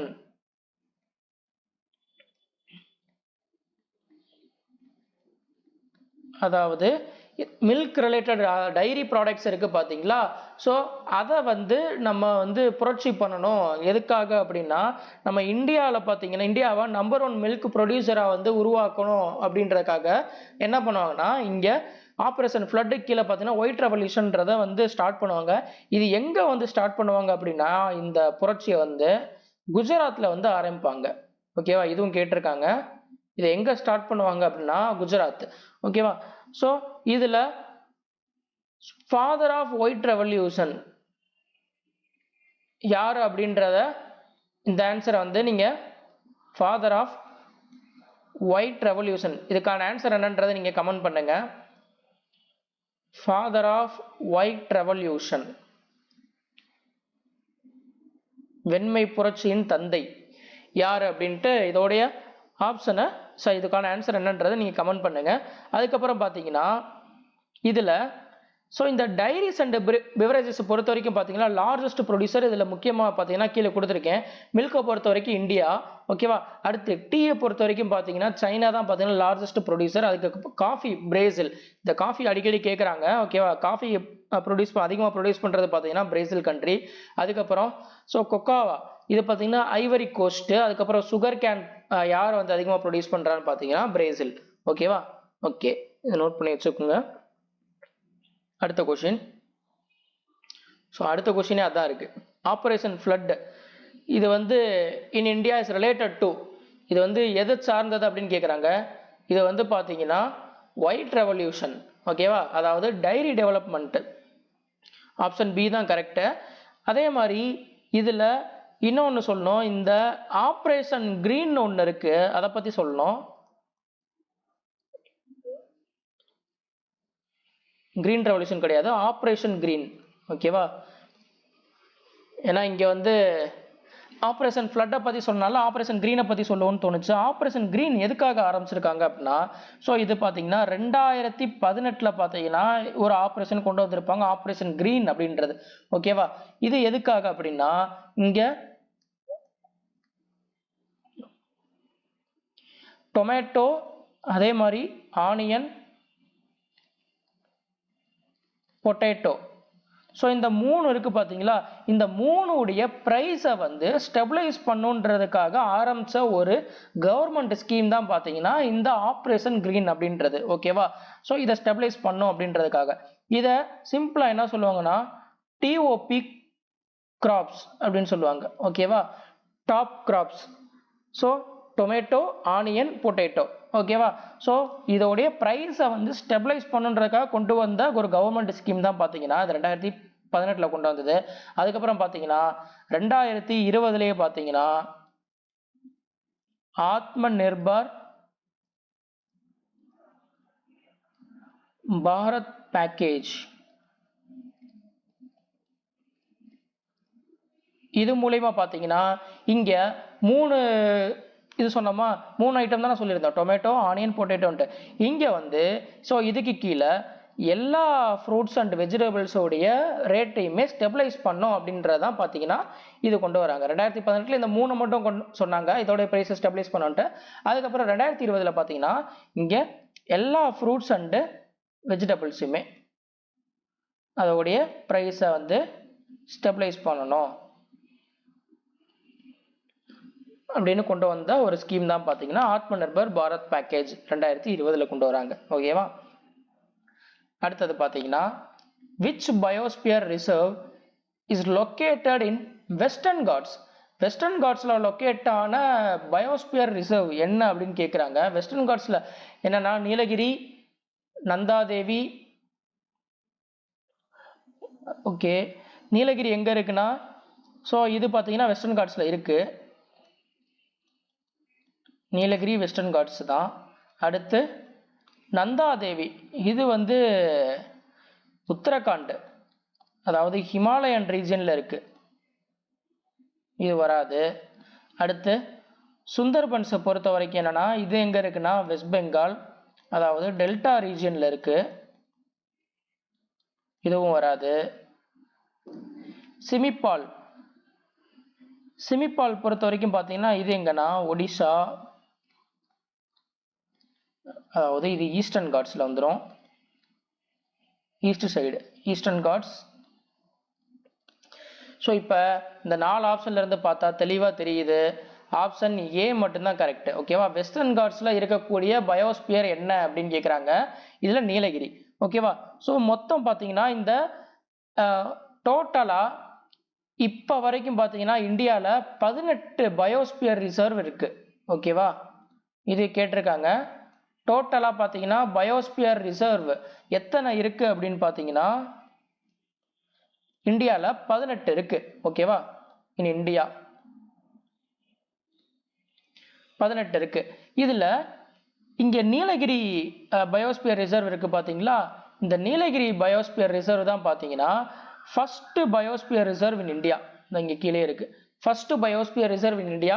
இது எப்போ ஆரம்பிச்சிருப்பாங்க அப்படின்னா 1986ல வந்து ஆரம்பிச்சிருப்பாங்க. ஓகேவா, நீலகிரி பயோஸ்பியர் ரிசர்வ் வந்து 1986ல வந்து ஆரம்பிச்சிருப்பாங்க. அதே மாதிரி ஸோ இங்கே மொத்தம் இந்தியாவில் வந்து 18 பயோஸ்பியர் ரிசர்வ்ஸ் இருக்குன்னு சொன்னேன்ல, அதில் யுனெஸ்கோவால் அங்கீகாரம் பண்ணப்பட்ட பயோஸ்பியர் ரிசர்வ்ஸ் எத்தனை அப்படின்னு பார்த்தீங்கன்னா 12 இருக்கு இப்போ வரைக்கும். ஓகேவா, UNESCO so recognised by the UNESCO, யுனெஸ்கோவால் அங்கீகாரம் பண்ணப்பட்ட பயோஸ்பியர்ஸ் எத்தனை இருக்குது அப்படின்னு பார்த்தீங்கன்னா இந்தியாவில் மொத்தம் 12 இருக்குது. ஓகேவா, ஸோ இதில் இந்த இதெல்லாம் மெயினாக பார்த்து வச்சுக்கோங்க. இங்கே கொடுத்த பாயிண்ட் எல்லாமே இதில் கடைசியாக ஆட் பண்ணது என்னன்னு பார்த்தீங்கன்னா பன்னா அண்டு மானஸ். ஸோ பன்னா வந்து எங்கே இருக்குது அப்படின்னா மத்திய பிரதேஷ், மானஸ் வந்து அஸ்ஸாம். ஓகேவா, ஸோ இதுதான் பார்த்தீங்கன்னா கடைசியாக, அதாவது 2020 வந்து கடைசியாக ஆட் பண்ணியிருக்காங்க. அடுத்து மரைன் பயோஸ்பியர் ரிசர்வ் எங்கே இருக்குது அப்படின்னா கல்ஃப் ஆஃப் மன்னார், அங்கே தமிழ்நாட்டில் உள்ள கல்ஃப் ஆஃப் மன்னாரில் தான் பார்த்தீங்கன்னா மன்னார் வளைகுடா. ஓகேவா, ஸோ அங்கே தான் பார்த்தீங்கன்னா இங்கே மரைன் பயோஸ்பியர் ரிசர்வ் இருக்குது. அதே மாதிரி லார்ஜஸ்ட் பயோஸ்பியர் ரிசர்வ் எங்கே அப்படின்னா ரான் ஆஃப் கட்ச், குஜராத்தில் உள்ள ரான் ஆஃப் கட்ச், அங்கே தான் பார்த்தீங்கன்னா லார்ஜஸ்ட் பயோஸ்பியர் ரிசர்வ். ஸ்மாலஸ்ட் எங்கே இருக்குது அப்படின்னா திப்ரு அண்டு சைக்கோவா, அஸ்ஸாமில் உள்ள திப்ரு அண்டு சைக்கோவா, இதுதான் பார்த்தீங்கன்னா ஸ்மாலஸ்ட் பயோஸ்பியர் ரிசர்வ். ஓகேவா, ஸோ இது எல்லாத்தையும் பார்த்து வச்சுக்கோங்க, இதெல்லாம் முக்கியமானது. ஓகேவா, அடுத்த கொஸ்டின் பார்க்கலாம். Which river is called sorrow of Bihar? Bihar உடைய துயரம் எது அப்படின்னா கோசி ரிவர் தான் பார்த்தீங்கன்னா sorrow of Bihar.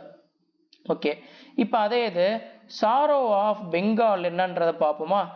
Sorrow of Bengal எதுனா தாமோதர், தாமோதர் ரிவர் தான் sorrow of Bengal. Sorrow of Odisha, sorrow of Odisha என்னதுன்னா Mahanadi. Sorrow of Assam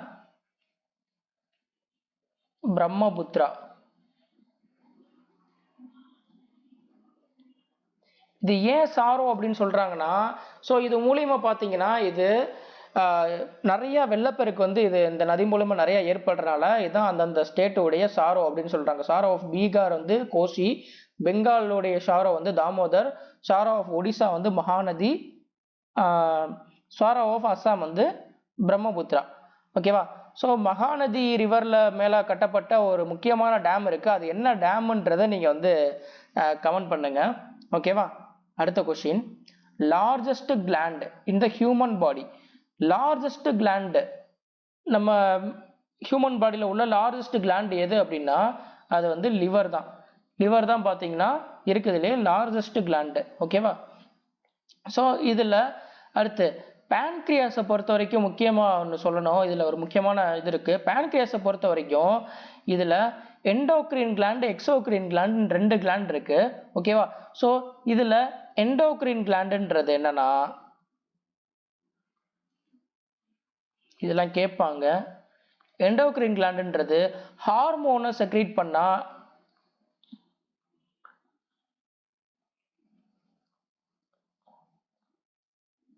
ஹார்மோனை secrete பண்ணுச்சுன்னா அதுதான் எண்டோக்ரைன் கிளாண்ட். ஓகேவா, ஸோ ஹார்மோன்ஸ் என்னென்ன ஹார்மோன்ஸ்னா இன்சுலின், குளுக்கோகான், அதே மாதிரி சொமஸ்டோஸ்டானின். ஸோ இதெல்லாம் பார்த்தீங்கன்னா இதெல்லாம் செக்ரேட் பண்ணி அதை பிளட்ல வந்து டைரெக்டாக வந்து இதை வந்து கலந்துச்சுன்னா அதுதான் பார்த்தீங்கன்னா எண்டோக்ரைன் கிளாண்ட். ஓகேவா, ஸோ ஹார்மோனை மெயினாக செக்ரேட் பண்ணோம். ஓகேவா, இதில் பார்த்தீங்கன்னா பேன்க்ரியாஸோடைய ஃபங்க்ஷன் என்ன அப்படின்னா, ஸோ இப்போ நான் சொன்னேன் பார்த்தீங்களா இன்சுலின், குளுக்கோகான், சொமஸ்டோஸ்டானின் அப்படின்லாம் சொன்னேன்ல, இதெல்லாம் பிளட்ல வந்து கொடுக்குறதான் பார்த்தீங்கன்னா இந்த எண்டோக்ரைன் கிளாண்டு, அதாவது பேன்க்ரியாஸோடைய வேலையாக இருக்கும். ஓகேவா, இது எண்டோக்ரைன் கிளாண்டாகவும் ஆக்ட் ஆகுது, அதே மாதிரி எக்ஸோக்ரைன் கிளாண்டாகவும் ஆக்ட் ஆகுது. எக்ஸோக்ரைன் கிளாண்டா இது என்ன ஃபங்க்ஷனை வந்து பெர்ஃபார்ம் பண்ணுது அப்படின்னா, எக்ஸோக்ரைன் கிளாண்ட் பொறுத்த வரைக்கும் பார்த்தீங்கன்னா இங்கே எண்டோக்ரைனை பொறுத்த வரைக்கும் ஹார்மோனை செக்ரேட் பண்ணுன்னு சொன்னோமா, அதே மாதிரி எக்ஸோக்ரைனை பொறுத்த வரைக்கும் இட் செக்ரீட்ஸ் டைஜஸ்டிவ் என்சைம். என்சைமை செக்ரீட் பண்ணுச்சுன்னா அது வந்து என்னதுன்னா எக்ஸோக்ரைன். ஓகேவா, என்சைம்ஸ், டைஜஸ்டிவ் என்சைம்ஸ் என்னென்ன இருக்குது, அமைலேஸ், லைப்பேஸ், ட்ரிப்சின், இதெல்லாம் பார்த்தீங்கன்னா டியோடினமில் வந்து அதை வந்து செக்ரேட் பண்ணுச்சு அப்படின்னா இது வந்து எக்ஸோக்ரைன் கிளாண்ட். ஓகேவா, இது வந்து இதில் பேன்க்ரியாஸ் வந்து என்ன பண்ணால் இந்த டைஜஸ்டிவ் என்சைம் இருக்குது பார்த்தீங்களா, இதை வந்து என்ன பண்ணால் இந்த டியோடினம்ல வந்து செக்ரேட் பண்ணும். ஓகேவா, இதை செக்ரேட் பண்ணி டியோடினமுக்கு கொடுக்கும். ஓகேவா, ஸோ இதுதான் பார்த்தீங்கன்னா பேன்க்ரியாஸோட வேலை. இது வந்து both endocrine gland and exocrine கிளாண்டாக ஆக்ட் ஆகும். ஓகேவா, இது ஒரு முக்கியமானது. அதுக்கப்புறம் so largest endocrine gland, endocrine கிளாண்ட்லேயே இருக்கிறதுலே பெரிய ஒரு கிளாண்ட் எதுன்னு பார்த்தீங்கன்னா தைராய்டு கிளாண்ட். ஓகேவா, ஸோ இது ஹார்மோனை தான் வந்து சுரக்கும்னு சொல்லியிருந்தேன் எண்டோக்ரைனை பொறுத்த வரைக்கும். அதுலேயே பார்த்தீங்கன்னா லார்ஜஸ்ட் எதுனா தைராய்டு. ஸ்மாலஸ்ட் போன் அது எங்கே இருக்குன்னா ஸ்டேப்ஸ், இயரில் பார்த்தீங்கன்னா காதில் உள்ள ஸ்டேப்ஸ் தான் பார்த்தீங்கன்னா இருக்கையில ஸ்மாலஸ்ட் போனு. லாங்கஸ்ட் போன் வந்து நம்ம தொடப்பகுதியில் இருக்குல்ல ஃபெமுர் போன் தான் பார்த்தீங்கன்னா இதில் லாங்கஸ்ட். மாஸ்டர் கிளாண்டு அப்படின்னா எதுனா இது வந்து பிட்யூட்ரி. ஹார்டஸ்ட் சப்ஸ்டன்ஸ் என்னன்னா நம்ம பல்லுடைய எனாமல் தான் பார்த்தீங்கன்னா இருக்கையிலே ஹார்டஸ்ட். ஓகேவா, ஸோ இது எல்லாத்தையும் பார்த்து வச்சுக்கோங்க, இது ரொம்ப முக்கியமானது. அடுத்த question, Tropic of Cancer passes through 8 states in India. Correct, இப்போதான் பார்த்தோம். ஓகேவா, அடுத்து Mahi river cuts Tropic of Cancer twice. இது ரொம்ப முக்கியமானது. டிராபிக் ஆஃப் கேன்சரை வந்து இந்தியாவில் 2 டைம் கட் பண்ணக்கூடிய ரிவர் எதுனா மாஹி ரிவர் தான். ஓகேவா, அதுவும் correct. Indus river originates Tibet Mansarovar lake. Correct. So Tibet பக்கத்தில் உள்ள மன்சுராவர் லேக்ல தான் பார்த்தீங்கன்னா இண்டஸ் வந்து ஒரிஜினேட் ஆகும். இதெல்லாம் நான் முன்னாடியே சொல்லியிருந்தேன். ஓகேவா, ஸோ 3மே கரெக்ட். ஆப்ஷன் 1, 1, 2, 3 இது 3மே பார்த்தீங்கன்னா வரும். ஓகேவா, ஸோ இன்னைக்கு பார்த்தீங்கன்னா 25 கொஸ்டின் தான் வச்சுருந்தேன். ஸோ ஆனால் இது ரிலேட்டடாக சொன்னது பார்த்தீங்கன்னா கிட்டத்தட்ட உங்களுக்கு 100-150 கொஸ்டின் கிட்ட உங்களுக்கு நிறைய கிடச்சிருக்கும். ஸோ இங்கே சொன்ன முக்கியமான பாயிண்ட்ஸ் எல்லாம் நோட் பண்ணிட்டு வாங்க. ஷியோராக சொல்கிறேன், இது வந்து சிஜிஎல் எக்ஸாம் அண்ட் என்டிபிசியில் நீங்கள் என்டிபிசி சிபிடி 2 எழுத போகிறீங்க பார்த்தீங்களா, ஸோ அதுக்கும் உங்களுக்கு கண்டிப்பாக யூஸ் ஆகும். இது நாட் ஓன்லி இது வந்து எஸ்எஸ்சி சிஜிஎல் அண்ட் என்டிபிசின்னு மட்டும் கிடையாது. நீங்கள் எஸ்எஸ்சியில் நீங்கள் என்ன எக்ஸாம் இருந்தாலும் சரி, ரயில்வேல என்ன எக்ஸாம் எழுதினாலும் சரி, கண்டிப்பாக உங்களுக்கு இது வந்து யூஸ்ஃபுல்லாக தான் இருக்கும். ஓகேவா, என்னன்னா நீங்கள் பக்காவாக நீங்கள் நோட்ஸ் எடுத்துகிட்டு நீங்கள் அதை ரிவைஸ் பண்ணி பாருங்கள், உங்களுக்கு நல்லாவே எஃபெக்டிவாக இருக்கும். ஓகேவா, ஓகே. ஸோ இது உங்களுக்கு யூஸ்ஃபுல்லாக இருந்துச்சுன்னா நீங்கள் தாராளமாக நீங்கள் கமெண்ட் பாக்ஸில் கமெண்ட் பண்ணுங்கள். ஓகேவா, எத்தனை பேருக்கு புரிஞ்சிருக்குன்றது நானும் பார்க்குறேன். நெக்ஸ்ட் வீடியோவில் இதே மாதிரி முக்கியமான கண்டென்ட்டோட வந்து மீட் பண்ணுறேன். தேங்க்யூ.